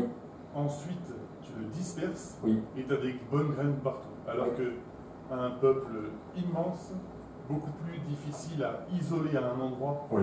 pour l'enseigner, le malaxer, le pétrir, le rendre prêt, Oui. et ensuite l'envoyer. Au final, il y a vraiment quelque chose de l'ordre, j'ai l'impression, de la petitesse en nombre qui est aussi, pas gérable pour Dieu, parce que tout est gérable, on est bien d'accord, mais intéressant dans le sens de l'enseignement. On comprend pareil que Jésus a fait avec ses 12 disciples par la suite. Il a décidé d'en prendre un petit nombre. Jésus était un manager qui pouvait gérer 100 000 mecs s'il voulait. Oui. Il a juste décidé 12 pour pouvoir ensuite dire voilà, eux, ils sont autour de moi, je les prends avec moi, on est géographiquement, spirituellement, physiquement, toujours au même endroit. Et ensuite, une fois qu'ils seront prêts, je les envoie partout et du coup, on sème la bonne graine. Est-ce que tout le monde a entendu? Ce qui est bien avec Nico, on n'a pas besoin du micro. Ça porte. C'est bien. Alors, oui. Alors, je pense personnellement que les deux explications sont justes. Pourquoi? Parce que le moindre de tous les peuples, dans le sens faible, insignifiant, etc., au départ, en tout cas, ça a été quelques personnes, ça a été une poignée. Après ça a été 12 tribus. Mais c'est parce que Dieu a soufflé dessus qu'il a dit « Je vous rendrai innombrables comme le sable au bord de la mer et comme les étoiles du ciel ». C'est son œuvre déjà. Donc il y a cette idée de peuple insignifiant, faible, etc. Mais il y a l'idée aussi numérique, parce que Dieu travaille toujours avec un reste, avec un faible reste. Et même dans le peuple d'Israël, ce qui est annoncé à la fin, c'est que car tout Israël n'est pas Israël, dit Paul. Tout le peuple d'Israël n'est pas l'Israël de Dieu. Attention. Vous relirez avec profit Romains 11, d'ailleurs on l'a lu intégralement mercredi, pour tout vous dire. L'explication exactement du mystère du peuple d'Israël qui a été retiré pour un temps afin que nous, on passe dans le salut, mais qui va être réintégré plus tard. Et il donne une comparaison avec ce qui s'est passé. Élie, que fais-tu ici, Élie? Épisode juste avant, c'est quand il se plaint et il dit « Ah, la reine a décimé tes prophètes, elle a abattu tes autels, et je reste seul, moi. » Et Dieu dit « Oh, je me suis réservé 7000 hommes qui n'ont pas fléchi le genou devant Baal. Aussi, dans le temps présent, Dieu, il subsiste un reste en Israël. Dieu travaille toujours avec des petits nombres. Regardez Gédéon, quand ils sont trop nombreux, il dit élimine-les, ils finissent à une poignée. Donc il y a ces deux notions qui sont justes. Les deux interprétations sont justes à mon sens. Et ce que tu dis est vrai, c'est cette notion de mieux vaut un petit nombre. Qu'est-ce qu'on a dit des disciples? Ils ont bouleversé le monde. On dit deux, ils n'étaient que 12. Il faut voir excusez-moi, mais quelle équipe de bras cassés. Ils nous ressemblent. Donc je dis oui, je suis d'accord sur ces deux explications. Lorsque l'Éternel, ton Dieu, les chassera devant toi, les 7 peuples abominables qu'il y a au Canaan, ne dis pas en ton cœur, c'est à cause de ma justice que l'Éternel me fait entrer en possession de ce pays. Car c'est à cause de la méchanceté de ces nations que l'Éternel les chasse devant toi. Non, ce n'est point à cause de ta justice et de la droiture de ton cœur que tu entres en possession de leur pays, mais à cause de la méchanceté de ces nations que l'Éternel, ton Dieu, les chasse devant toi, et c'est pour confirmer la parole que l'Éternel a jurée à tes pères, à Abraham, à Isaac et à Jacob. Sache donc que ce n'est point à cause de ta justice, troisième fois, bon, c'est clair, que l'Éternel, ton Dieu, te donne ce bon pays pour que tu le possèdes, car tu es un peuple au cou raide. Souviens-toi, n'oublie pas de quelle manière tu as excité la colère de l'Éternel, ton Dieu, dans le désert. Depuis le jour où tu es sorti du pays d'Égypte jusqu'à votre arrivée dans ce lieu, vous avez été rebelles contre l'Éternel. Donc le tableau n'est pas idyllique, donc ce n'est pas la justice, ce n'est pas sa droiture, au contraire. Dieu dit dans un proverbe, dans un prophète, il dit « Car je savais que tu es une famille de rebelles. » Dans Ézéchiel. Je savais que tu es une famille de rebelles. Et le premier martyr chrétien, qui est-il? Étienne, merci, Étienne. Étienne, il parle, il dit « Père, homme, frère, laissez-moi prendre la parole » et puis il dresse toute l'histoire depuis Abraham, etc., ce qu'on appelle le panégyrique, il dresse tout le plan, puis il arrive à ce passage-là. Homme au cou raide, incirconcis de cœur et d'oreille, vous vous opposez toujours au Saint-Esprit. Ce que vos pères ont été, vous l'êtes aussi. Lequel des prophètes vos pères n'ont-ils pas persécuté? Ils ont tué ceux qui annonçaient d'avance la venue du juste Jésus, que vous avez livré maintenant et dont vous avez été les meurtriers. Vous qui avez reçu la Torah, d'après des commandements d'anges, j'expliquerai ça, et qui ne l'avaient point gardé. Alors quand ils entendent ces paroles, c'est là qu'ils sont fous de rage et qu'ils l'assassinent. Homme au cou raide. Donc oui, c'est ça le choix. Dieu a choisi un peuple moindre avec les deux sens qu'on a dit, un peuple difficile parce qu'il va manifester sa gloire, quoi qu'il advienne. Vous savez, alors je vous le montrerai après, je pourrais vous le montrer maintenant, allez, tac, tac, tac, tac, tac. Le grand roi de Prusse, qu'on appelle Frédéric le Grand, il avait un général qui s'appelle le général Zieten, qui était chrétien, un vrai chrétien né de nouveau. Et à un moment, pour défier son général, dont il savait qu'il était chrétien, lui il était franc-maçon, il était grand maître, 33e degré, il lui dit « Prouvez-moi l'existence de Dieu et la véracité de la Bible ». Et le général lui dit « Israël, sire ». Qu'est-ce que ça veut dire?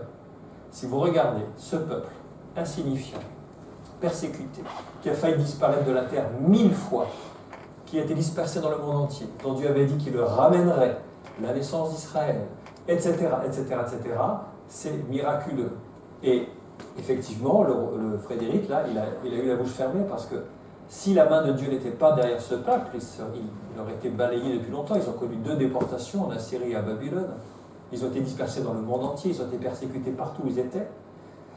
Le premier génocide, vous savez, le premier génocide, c'est lequel? Oui, c'est en Égypte. Pharaon a été le premier à lancer. Et il y a eu un écho dans le Nouveau Testament. Oui, le roi Hérode. Le roi Hérode. Puis dans l'Ancien, il y en a eu d'autres. Le livre d'Esther, Aman, qui a voulu détruire toute la race juive. Et il y a une reine aussi qui a voulu zigouiller le témoignage d'Israël. Il y a une fille qui a voulu zigouiller la race royale, Athalie. On peut continuer comme ça. Car il a voulu zigouiller Abel. C'est l'esprit du serpent. Donc, cette phrase-là a été définitive parce qu'effectivement, l'histoire d'Israël, c'est la preuve que la main de Dieu est derrière ce peuple, sinon il ne serait plus là aujourd'hui. Avançons. Je voudrais vous faire réagir sur ceci. Verset 8. « Nous ferons tout ce que l'Éternel a dit. » Moïse rapporta les paroles du peuple à l'Éternel. il y a quelque chose, c'est extrêmement important ce qui s'est passé là. Qu'est-ce qui s'est passé quand tout le peuple a dit oui, oui, oui, c'est engagé. D'ailleurs, ils ont récidivé plus tard, une fois qu'ils ont écouté toute la loi, ils ont dit oui, oui, nous nous engageons à obéir à toute cette loi. En disant ça, qu'est-ce qui s'est passé très exactement et que nous avons absolument besoin de comprendre? C'est une question difficile. C'est plutôt négatif. Oui. Est-ce qu'on peut faire la question? Oui, c'est ça qui n'était pas clair. Le peuple s'est engagé à obéir à toute la loi. Comme un seul homme, oui, nous ferons tout. Et Moïse est allé le dire au Seigneur qu'il n'a pas besoin qu'on lui dise, mais il manifeste que Moïse est bien l'intermédiaire qu'il a choisi.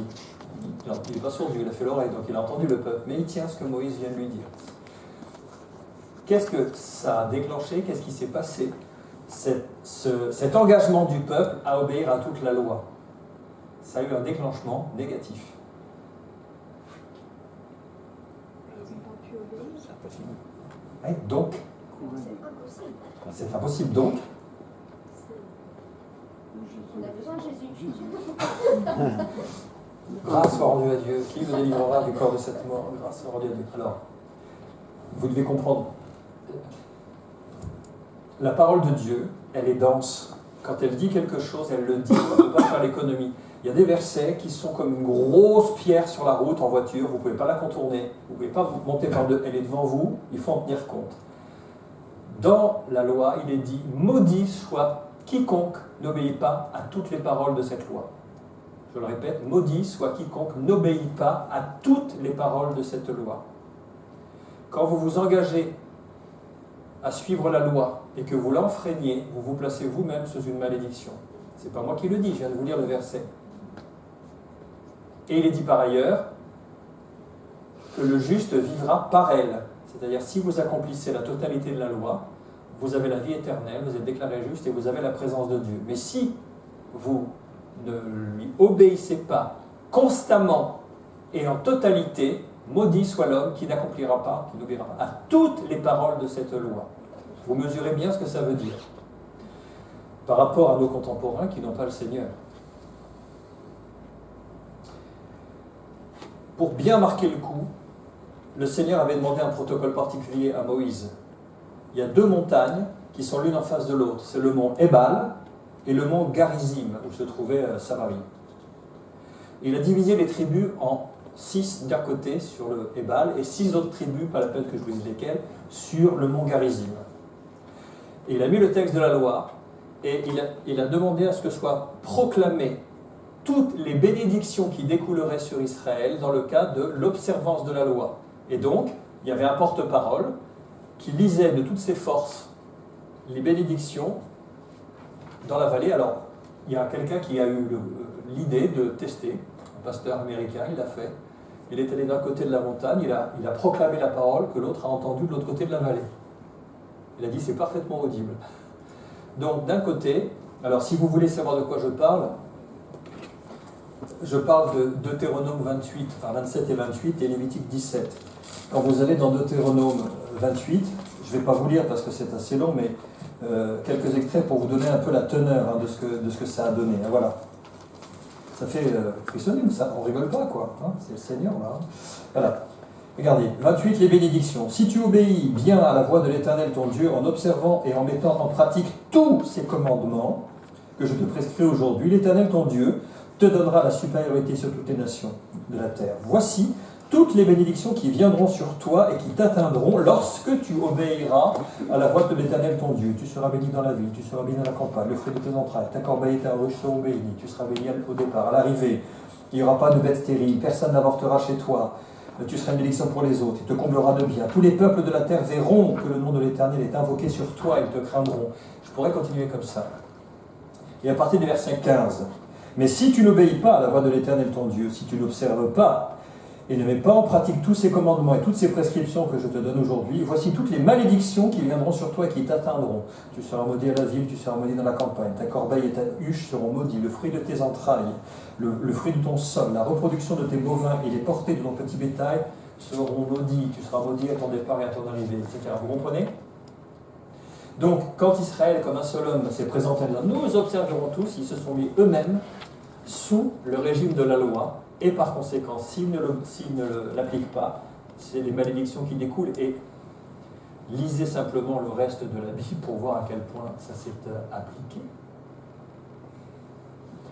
Vous voyez la folie qu'il y a à être religieux, à vouloir essayer d'accomplir la loi par ses propres forces pour avoir des mérites à présenter devant Dieu? Quel malheur!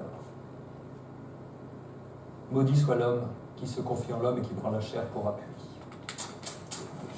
Donc voilà, là c'est un tournant extrêmement important qui s'est produit. Un peu plus loin. Oui. Du coup, est-ce que ça voudrait dire qu'il n'aurait pas fallu qu'il s'en aille? C'est-à-dire qu'il aurait fallu qu'il dise, on sait qu'on ne sera pas capable. Alors je pense que c'est difficile de répondre à cette question parce que je pense que le Seigneur voulait cela. On va voir qu'on a un chapitre qui suit, le chapitre 11, qui est « Pourquoi une loi inatteignable ?» Quel est le but de la loi? Et le but de la loi, figurez-vous, c'est justement j'aime bien cette expression, de désespérer de soi-même. Vous savez, je pense que parmi nous, pas mal avant de rencontrer la personne de Jésus-Christ, et pas le concept de Jésus-Christ, la personne, on était comme ça, on était religieux, et puis peut-être qu'on a encore des bribes de ça dans notre caractère en disant « Allez. » D'ailleurs, j'ai parlé avec un frère il n'y a pas longtemps, et il m'a dit texto ça, il m'a dit mais pourtant des fois je lutte, je dis avec le Seigneur on va y arriver et je vais faire mes efforts et on va y arriver. Je lui dis laisse tomber, tu n'y arriveras pas. Mais laisse tomber, tu ne peux pas y arriver. Parce que la loi, et je ne veux pas développer parce qu'on a quand même pas mal de sessions dessus, mais elle vous donne un cadre qui vous donne la connaissance du péché. Elle vous montre bien qui est la personne de Dieu, parce que la loi c'est ça aussi, elle vous fait connaître la personne de Dieu et ses exigences, les deux. Et en même temps, elle active le péché. Je voudrais être clair là-dessus, le péché, on l'a déjà en nous. Mais dès qu'il y a le commandement qui arrive, ça y est, le péché se déchaîne. C'est ce que Paul explique dans l'Épître aux Romains 7. Car je n'aurais pas connu la convoitise si la loi n'avait dit « Tu ne convoiteras point ». Le péché, saisissant l'occasion, produisit en moi, à cause du commandement, toutes sortes de convoitises. Ou quand il dit « Le commandement parut, le péché reprit vie et moi je mourus ». Il est presque personnifié. Donc, c'est pas que Dieu soit sadique en mettant la barre tellement haut que personne ne peut y arriver. Mais comment pourrions-nous crier à Dieu « Seigneur Hosanna, sauve » si on ne désespérait pas de nous? S'il n'y avait pas cette loi inatteignable, on penserait qu'on va s'en sortir par soi-même. Mais quand on examine il ne faut pas 10 secondes pour qu'on enfreigne la loi. En sortant d'ici, il suffit que quelqu'un risque de vous bousculer en voiture parce qu'il ne vous a pas vu, la première chose qui va monter en vous, c'est la colère et puis des noms d'oiseaux. Bon, et encore, si vous ne les prononcez pas, vous les aurez pensés. On ne va pas loin. C'est pour ça qu'on ne peut fonctionner que sous un seul régime, c'est la grâce, parce qu'on n'y arrivera jamais. On est plein de tâches, grâce rendue à Dieu, plus maintenant par Christ, mais quand on n'a pas le Seigneur, on s'approche de la lumière, la seule chose que ça révèle, c'est les tâches. Personne ne sera justifié par les œuvres de la loi, parce que c'est par la loi qu'on a la connaissance du péché, dit Paul. Donc c'est ça le but. Alors, Nathalie, ta question, aurait-il fallu qu'il ne se taise et qu'il ne s'engage pas? Non. Il n'avait pas le choix, parce que c'était une sainte convocation. Donc, à l'issue c'est une alliance, donc il faut que chaque partie se prononce. Donc le Seigneur, il a dicté, il attendait de la voix de la montagne, et c'était à eux de faire leur part en disant oui, nous entrons dans l'alliance. Mais il s'est passé un autre événement un peu plus triste, c'est qu'un peu plus tard, ils disent à Moïse, voilà, toujours le chapitre 20, au verset 18, il est dit, à la fin du dernier commandement, tu ne convoiteras point, etc. Tout le peuple entendait les coups de tonnerre et le son de la trompette. Il voyait les flammes de la montagne fumante. À ce spectacle, le peuple tremblait et se tenait dans l'éloignement. Et un petit peu plus tard, verset 21, le peuple restait dans l'éloignement, mais Moïse s'approchait. En fait, je crois, et c'est pas moi qui le dis, c'est Derek Prince, il dit c'est à ce moment précis qu'Israël a raté sa vocation. Là. Parce que Dieu leur avait dit, sanctifiez-vous pendant 2 jours, n'approchez d'aucune femme, lavez vos vêtements, et le 3e jour, vous aurez une sainte convocation, vous viendrez. Mais pas au-delà de la limite que je place à la montagne. Parce que si vous touchez la montagne, vous la profanez et on vous percera de flèches, on vous lapidera. Mais Dieu a demandé à ce que chaque personne s'approche. Et qu'est-ce qu'a fait le peuple? Il est reparti en arrière et ils ont dit à Moïse, vas-y toi. Toi vas-y et tu nous diras les paroles de... À ce moment-là, ils ont raté quelque chose. Et ça a eu des conséquences sur toute la suite. Parce que ce que Dieu voulait, c'était un royaume de sacrificateurs individuels. Comprenez? Il faut bien lire les choses. Il est dit, il se tenait dans l'éloignement et après il est dit, il restait dans l'éloignement. Et ils disent à Moïse, tu parleras ainsi, vous avez vu que j'ai parlé depuis des cieux, etc. Et un peu plus loin, c'est le peuple qui dit, parle-nous toi-même et nous t'écouterons, mais que Dieu ne nous parle pas. Et ils sont restés en arrière, donc ils ont voulu un Pierre Gécon, en quelque sorte. Ils ont raté quelque chose à ce moment-là très très précis. Bien. Qu'avez-vous à me dire sur... S'il te plaît, Thibaut. Oui. Désolé Vas-y, dis-moi. Par contre, je veux savoir, l'idée que Dieu va leur amener par rapport au courred, je veux savoir, jusqu'à présent, ça me prend un peu, j'ai du mal à me situer là-dessus. L'entêtement, le coup raide. Voilà. Le coup raide, c'est la rébellion, l'entêtement, la désobéissance. C'est ça, le coup raide. Si vous voyez la petite vidéo qu'a faite la fille Bérénice, la fille de Sophie, sur sa fille à elle, la petite fille de Sophie, elle s'appelle Sarah, elle a 2 ans. Quand sa mère lui dit finis ton assiette. Elle fait comme ça. Tu veux du dessert? Oui. J'ai fini ton assiette. Et ça le coup raide. On n'est pas souple, on se crispe, on désobéit, on est rebelle. C'est une expression typiquement hébraïque, tu vois. C'est pas très positif. Oui, il y a quelque chose de merveilleux, je trouve. Alors, déjà, le Seigneur, il dit, je veux que le peuple entende quand je te parlerai et qu'ils aient toujours confiance en toi.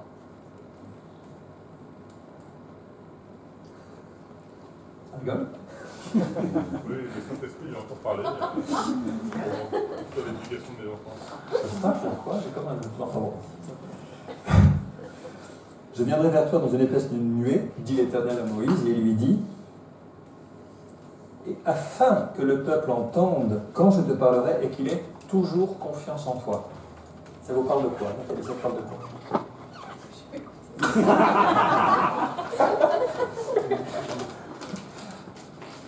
Non, j'ai tenu à souligner cette partie-là pour vous dire que on a trop tendance, on confond, voilà, ça c'est bien français, on confond la notion d'égalité avec l'égalitarisme qui devient une idéologie.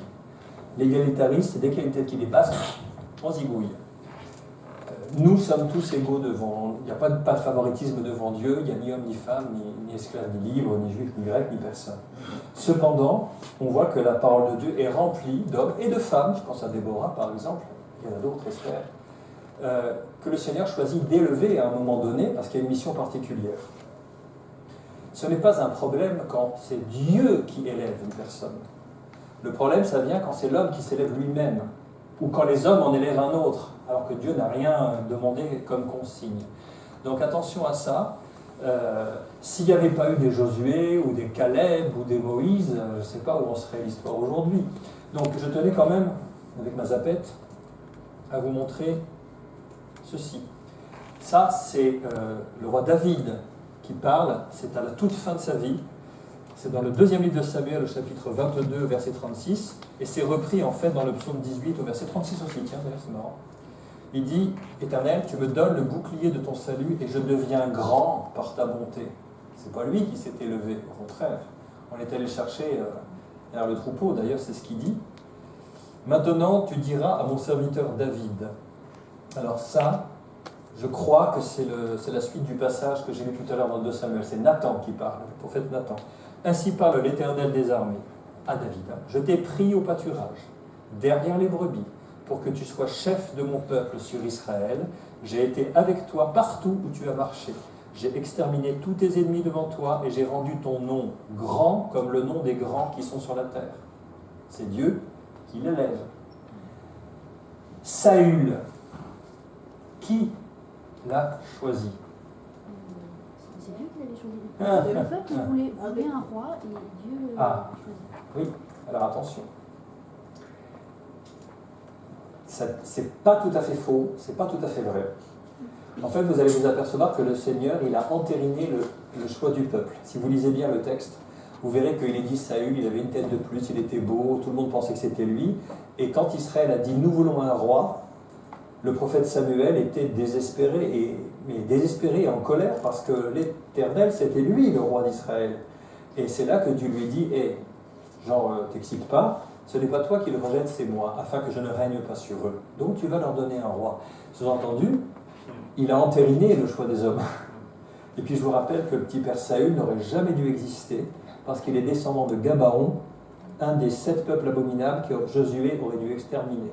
C'est ceux qui ont rusé en faisant croire que machin. Donc il n'aurait déjà pas dû arriver dans l'histoire. Et Absalom, fils de David, lui c'est l'exemple de l'auto-proclamé. Il s'est mis à l'entrée de la ville, il avait fait un bureau des pleurs, il a recueilli toutes les plaintes de tout le monde, il a fait un budget, il s'est acheté un char, des coureurs de vent, et il s'est auto-proclamé. Là, vous avez les 3 exemples. Un ministère auto-proclamé, Absalom, les hommes, Saül. Il a été oint, d'ailleurs, vous avez vu comment il a été oint par le prophète. Il est dit avec une fiole d'huile, c'est-à-dire un récipient fait par un potier humain, alors que David, il a été oint avec une corne de bélier. Donc ça nous parle d'un sacrifice et l'onction. Il est dit, l'Esprit saisit David depuis ce jour, jusque dans la suite. On n'a pas dit ça de Saül. Donc attention. Autre exemple, Jéroboam, même des rois, ainsi par l'Éternel, le Dieu d'Israël, je t'ai élevé du milieu du peuple, je t'ai établi chef de mon peuple d'Israël, j'ai arraché le royaume de la maison de David et je te l'ai donné. Un peu plus tard, il parle à Baïcha, qui est un roi abominable. Je t'ai élevé de la poussière et je t'ai établi chef de mon peuple d'Israël. Et à Josué, Moïse est mort. Aujourd'hui, je commencerai à t'élever aux yeux de tout Israël afin qu'ils sachent que je serai avec toi comme j'ai été avec Moïse. Donc, il a 600 000 personnes à gérer, Moïse. Donc, il faut absolument que le peuple l'identifie comme étant l'homme qui a été choisi par Dieu pour les conduire et qu'il le respecte parce que Dieu est avec lui. C'est pour ça qu'il marque le coup. Sinon, vous avez vu le nombre de rébellions qu'il y a eu, et même à un moment, avec les eaux de Mériba, ils ont failli le lapider. Donc là, le Seigneur marque le coup en disant, là, je vais montrer à tout le monde que tu es le seul avec lequel je parle bouche à bouche, dit l'hébreu. Donc ça, c'est important, je voulais le dire. Et autre chose que je trouvais magnifique, gardez-vous de monter sur la montagne et d'en toucher le bord. Alors s'il vous plaît, pouvez-vous citer un épisode du Nouveau Testament dans lequel il est question de toucher le bord? Les vêtements de Jésus. Alors, bravo, mais plus précisément, c'est l'épisode de quoi? La femme. Voilà, très bien. Il y avait une femme atteinte d'une perte de sang depuis 12 ans. Elle avait dépensé tout ce qu'elle possédait en médecin, mais son état n'allait vraiment pire. Elle se disait, si je peux seulement toucher son vêtement, je serai guérie. Et donc elle fend la foule, elle touche le bas de la tunique du Seigneur Jésus, lui s'arrête en pleine course, alors qu'il est bousculé, tout le monde dit, quelqu'un m'a touché. Les disciples disent quoi? Quelqu'un t'a touché? Oui, de toute évidence, il y a 150 personnes autour de toi. Non, mais j'ai senti qu'une force est sortie de moi. Et il est dit, et il se retourna pour voir celle qu'il avait touchée, il savait que c'était une femme.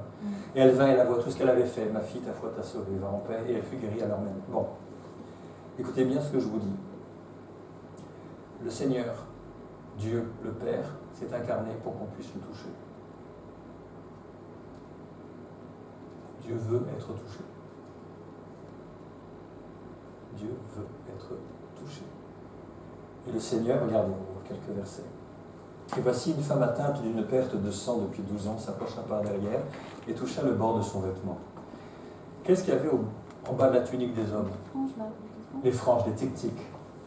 Dieu avait dit dans le Lévitique, tu feras des franges à tes vêtements parce qu'à chaque fois que tu verras cette frange, tu te rappelleras de la Torah et tu ne te laisseras pas aller au branchant de ton mauvais cœur.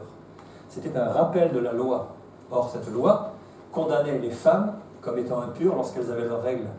Elle, c'est pire, elle a une hémorragie permanente. Donc cette femme, elle est impure en permanence. Plus de vie sociale, plus de vie de couple, plus de vie religieuse, plus rien, elle était à l'écart. Regardez ce qu'elle a fait. Par la foi, elle a choisi d'aller toucher le symbole de la loi qui la condamnait, parce qu'elle savait qu'il y avait là, plus fort que la loi, c'était la grâce qui découle de Jésus. Elle a eu cette foi-là. Et il a fallu qu'elle se fraye un chemin. C'était pas un boulevard, elle a donné des coudes pour une hargne pour y aller. Vous vous rendez compte? Elle avait vu en la personne de Jésus, plus fort que la loi, la grâce. Donc le Seigneur veut être touché. Et regardez, ils le prièrent, les gens qui étaient autour, de lui permettre seulement de toucher le bord de son vêtement. Et tous ceux qui le touchèrent furent guéris. Dans l'Ancien Testament, vous touchez un lépreux, vous êtes impur et on vous met hors du camp pendant 7 jours. Dans le Nouveau Testament, avec le passage de Jésus, vous touchez un lépreux, il est guéri. C'est ça, la merveille de l'Évangile. Vous comprenez ça? Tandis qu'il parlait de la sorte, lui-même, Jésus se présenta au milieu d'eux, il est ressuscité. Il leur dit, la paix soit avec vous. Saisis de frayeur et d'épouvante, ils croyaient voir un esprit. Mais il leur dit, pourquoi êtes-vous troublés? Et pourquoi pareilles pensées s'élèvent-elles dans vos cœurs? Voyez mes mains et mes pieds, c'est bien moi. Touchez-moi et voyez, un esprit n'a ni chair ni os, comme vous voyez que j'ai. Ce que nous avons entendu, ce que nous avons vu de nos yeux, ce que nous avons contemplé et que nos mains ont touché concernant la parole de vie, et la parole a été manifestée. Elle a habité parmi nous, pleine de grâce et de vérité. La loi est venue par Moïse, la grâce et la vérité sont venues par Jésus-Christ. Donc oui, là on ne peut pas toucher le bord, mais Dieu s'est incarné parce qu'il veut être touché. Donc ils viennent. On n'aura pas fini, je vous rassure. Question réveil neurone. Que signifie le peuple élu et plus généralement l'élection? Déjà, où est-ce qu'on trouve cette expression peuple élu dans la Bible? Dans l'Ancien Testament? L'expression peuple élu. Et aujourd'hui, vous avez vu dans le langage courant, on dit à chaque fois à propos d'Israël, le peuple élu, le peuple élu, le peuple élu. Et bien, on le trouve nulle part. Parce que cette notion de le peuple élu, je ne parle pas de la notion, je parle de l'expression pour dire le peuple élu. C'est né dans le rabbinat du XIIIe siècle, en Bohême. En fait, l'élection selon la Bible, qu'est-ce que c'est? C'est le but de la question. Oui, mais bien sûr. Mais ce que je veux dire, quand vous entendez l'élection, il ne s'agit pas de dire, bon, l'Éternel, il est dans son conseil, il a mis tous les peuples devant lui, puis il a fait voter les anges. Et celui qui a le plus de voix, c'est Israël qui est ressorti. Non. C'est lui qui a été choisi. C'est par grâce que Dieu a choisi ce peuple pour les raisons qu'on sait, le moindre de tous les peuples, rebelle, difficile, pour manifester sa gloire quand même. Donc la notion d'élection, elle a été avec le temps considérablement dévoyée, parce que ce qui est enseigné aujourd'hui dans le rabbinat et dans l'orthodoxie du judaïsme, écoutez bien ce que je vous dis, j'avais les textes mais je n'ai pas voulu les afficher. Ce qu'on enseigne aujourd'hui chez les orthodoxes et les ultra-orthodoxes, c'est que l'ADN des Juifs est différent de l'ADN des païens. Ils disent, écoutez bien, c'est ce qu'on enseigne dans le Talmud, que les Juifs proviennent d'une source divine, alors que les païens proviennent de 7 sources sataniques. Et qu'en fait, on a un ADN comme les bêtes, alors que eux, ils dépendent de Dieu directement. C'est ce qu'on enseigne. Et ils disent que le peuple est élu, pourquoi? Parce qu'il est, c'était ce que je vous avais dit, il est meilleur que les autres, il est saint en lui-même, il est plus intelligent, il a des capacités que les autres n'ont pas. C'est ça que l'on entend aujourd'hui souvent. Alors, on risque de vous décevoir, mais il y a une enquête mondiale qui a été faite sur le quotient intellectuel de toutes les nations du monde. Israël est arrivé 37e. Les premiers, ce sont des peuples asiatiques, les Coréens, etc., qui sont arrivés premiers en test de QI. Donc attention, ce qu'on vous dit aujourd'hui sur le peuple élu, c'est pas du tout ça la vision de l'élection selon la grâce. C'est Dieu qui choisit un peuple pour lui faire grâce, non pas parce qu'il a des qualités en lui-même exceptionnelles qui font que le choix s'impose. Attention. Voilà les 2 citations qui s'approchent le plus. Ésaïe 43, verset 20. Les bêtes des champs me glorifieront, les chacals et les autruches, parce que j'aurai mis des eaux. Alors des eaux EAUX, parce que ça peut être Z, 2 eaux, j'ai parlé des animaux avant. Je dis ça à l'oral, parce que ceux qui ne verront pas, il faut qu'ils sachent qu'il s'agit de l'eau, des eaux. Dans le désert, ces fleuves dans la solitude pour abreuver mon peuple, mon élu. Et dans Ésaïe 45, pour l'amour de mon serviteur Jacob et d'Israël, mon élu, je t'ai appelé par ton nom, je t'ai parlé avec bienveillance avant que tu me connaisses. Donc c'est par pure grâce, par pure bonté de Dieu que le Seigneur a posé sa main sur ce peuple qui n'était pas encore une nation. À l'époque où nous parlons, Israël n'est pas une nation. C'est un peuple. Pour qu'il soit une nation, il faudra qu'il ait un territoire, qu'il ait une capitale, etc. Ce n'est pas encore une nation. Ça va jusque-là? Donc, on va terminer pour cette première partie. L'élection dans l'Ancien Testament s'applique à des groupes, des communautés, des nations. Israël, la Syrie, même les anges, par moments, l'Église, et oui. Alors ça peut être des individus à qui Dieu confie une tâche particulière. Par exemple, Abraham, évidemment, et ses descendants, Moïse, certes, Aaron, la lignée des Lévites, certains prophètes, des rois, et même des rois impies. Nabuchodonosor, il est dit que Dieu l'a choisi pour accomplir le jugement sur Israël. Et vous savez, le roi Cyrus, le roi perse, qui est cité dans Ésaïe 45, Cyrus, mon oint, je t'ai choisi, il a été choisi pour ramener Israël dans ses terres. Pourtant, il ne connaît pas le Seigneur, mais c'est un élu. Le Seigneur lui-même, c'est l'élu avec un E majuscule. Et ça peut être des individus choisis par pure grâce, c'est le cas d'Israël, par Dieu, pour être objet de bénédiction, devenir enfant de Dieu et héritier. Alors, je vais vous achever avec une question. Lequel de ces trois schémas est-il le bon ?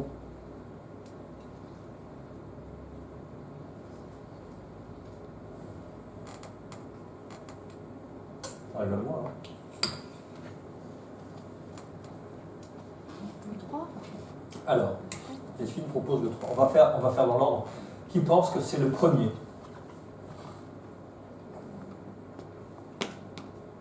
Ça dépend vraiment de ce qu'on est derrière. Bah oui. Parce qu'il y a une terminologie. Derrière Abraham, Isaac et Jacob, il n'y a pas de terminologie. Derrière Israël, peuple Israël et une terminologie. Alors, pour vous l'Église, aider. il y a quelque chose qui est assez peu, Et l'Église. qui est assez vague. Alors, on va préciser ça. Pas la même. L'Église. 1 Pierre 2. Vous, au contraire, vous êtes une race élue, un sacerdoce royal, une nation sainte, un peuple acquis, ça fait penser à tout ça, afin que vous annonciez les vertus de celui, j'aurais pu mettre un C majuscule, qui vous a appelé des ténèbres à son admirable lumière, vous qui autrefois n'étiez pas un peuple et qui maintenant êtes le peuple de Dieu, vous qui n'aviez pas obtenu miséricorde et qui maintenant avez obtenu miséricorde. Dans l'Apocalypse, chapitre 5, et il chantait un cantique nouveau en disant à l'agneau, à Jésus, le lion de la tribu de Juda, tu es digne de prendre le livre et d'en ouvrir les sceaux, car tu as été immolé et tu as racheté pour Dieu, par ton sang, des hommes de toute tribu, de toute langue, de tout peuple et de toute nation. Tu as fait d'eux un royaume et des sacrificateurs pour notre Dieu, et ils régneront sur la terre.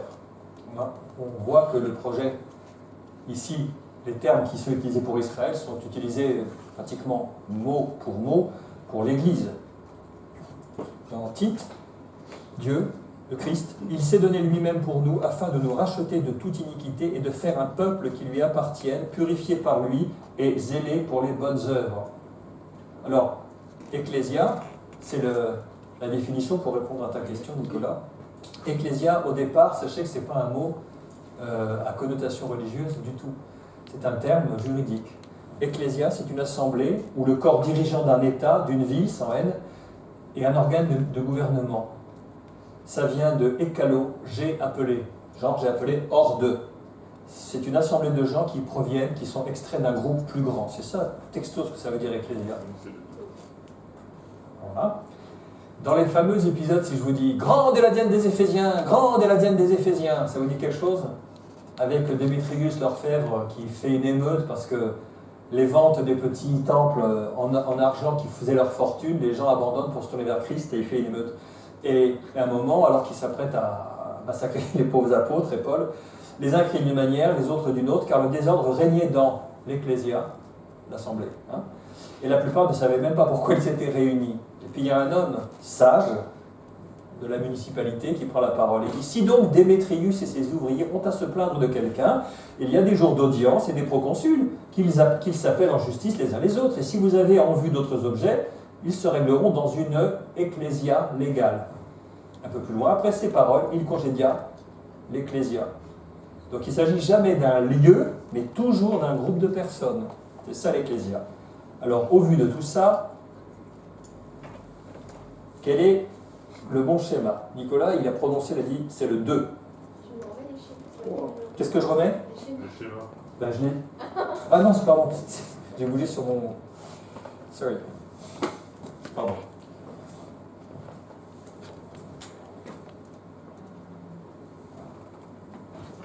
Donc Nicolas dit le 2. Alors personne n'a voté pour le 1, donc ça va se jouer entre le 2 et le 3. Le 2 et le 3 sont très très similaires. Mais ouais, c'est un petit peu. C'est mon côté. Ouais. Parce que. Pourtant. Non, le 2, dans le 2 il s'oppose. Le 3 veut juste dire que par rapport au 2, il y a eu un Israël qui était donc mis à part sans être inégligeable. Après, avec. Alors, le premier est dangereux parce que c'est ce qu'on appelle la théologie du remplacement, où on dit que Israël a été mis de côté, il a raté sa vocation, et c'est l'Église qui le remplace. À l'Église, les bénédictions, les promesses, et tant pis pour Israël. Ça s'appelle la théologie du remplacement. Dans le second schéma, on voit que la promesse faite à Abraham, Isaac et Jacob s'applique à Israël comme à l'Église. Et la troisième proposition. Israël apparaît 2 fois. Oui. C'est la 3. C'est la 3. Pourquoi? Parce que la 2, elle est dangereuse aussi. Ce que je vais vous dire, je pourrais vous citer les noms des mouvements évangéliques et même des personnes en vue qui prêchent ça.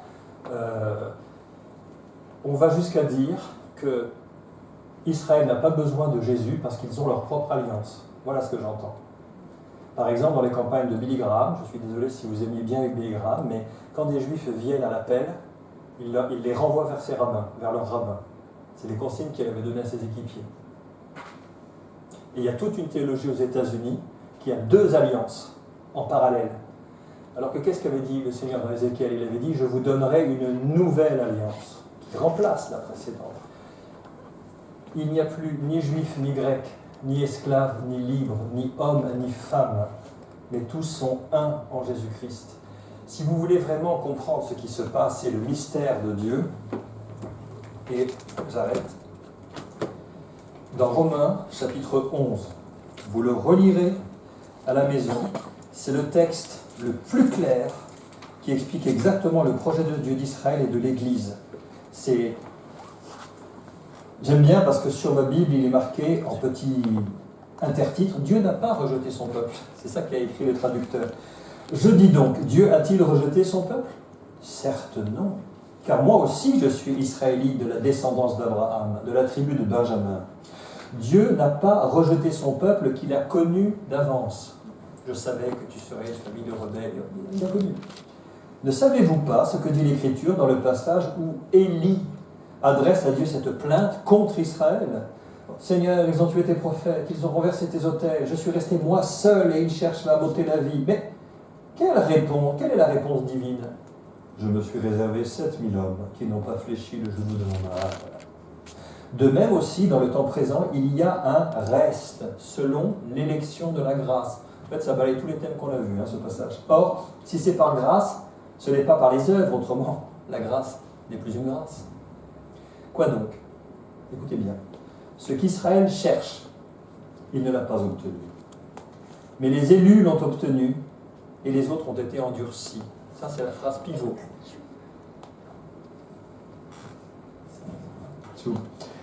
Ce qu'Israël cherche, il ne l'a pas obtenu. Je paraphrase.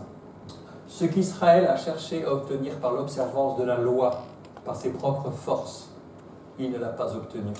Tandis que les élus, c'est nous, qui n'avons rien fait de particulier que croire, nous, on a obtenu la justice, par cause de notre foi, comme Abraham.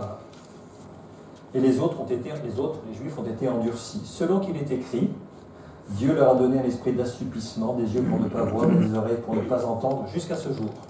Et David dit, je passe, je dis donc, ont-ils trébuché afin de tomber? Certes non, mais par leur chute, le salut a été donné aux païens, afin de provoquer leur jalousie. Je vous le dis à vous, païens, en tant qu'apôtre des païens, moi, je glorifie mon ministère afin, s'il est possible, de provoquer la jalousie parmi ceux de ma race et d'en sauver quelques-uns. Car, si leur mise à l'écart, si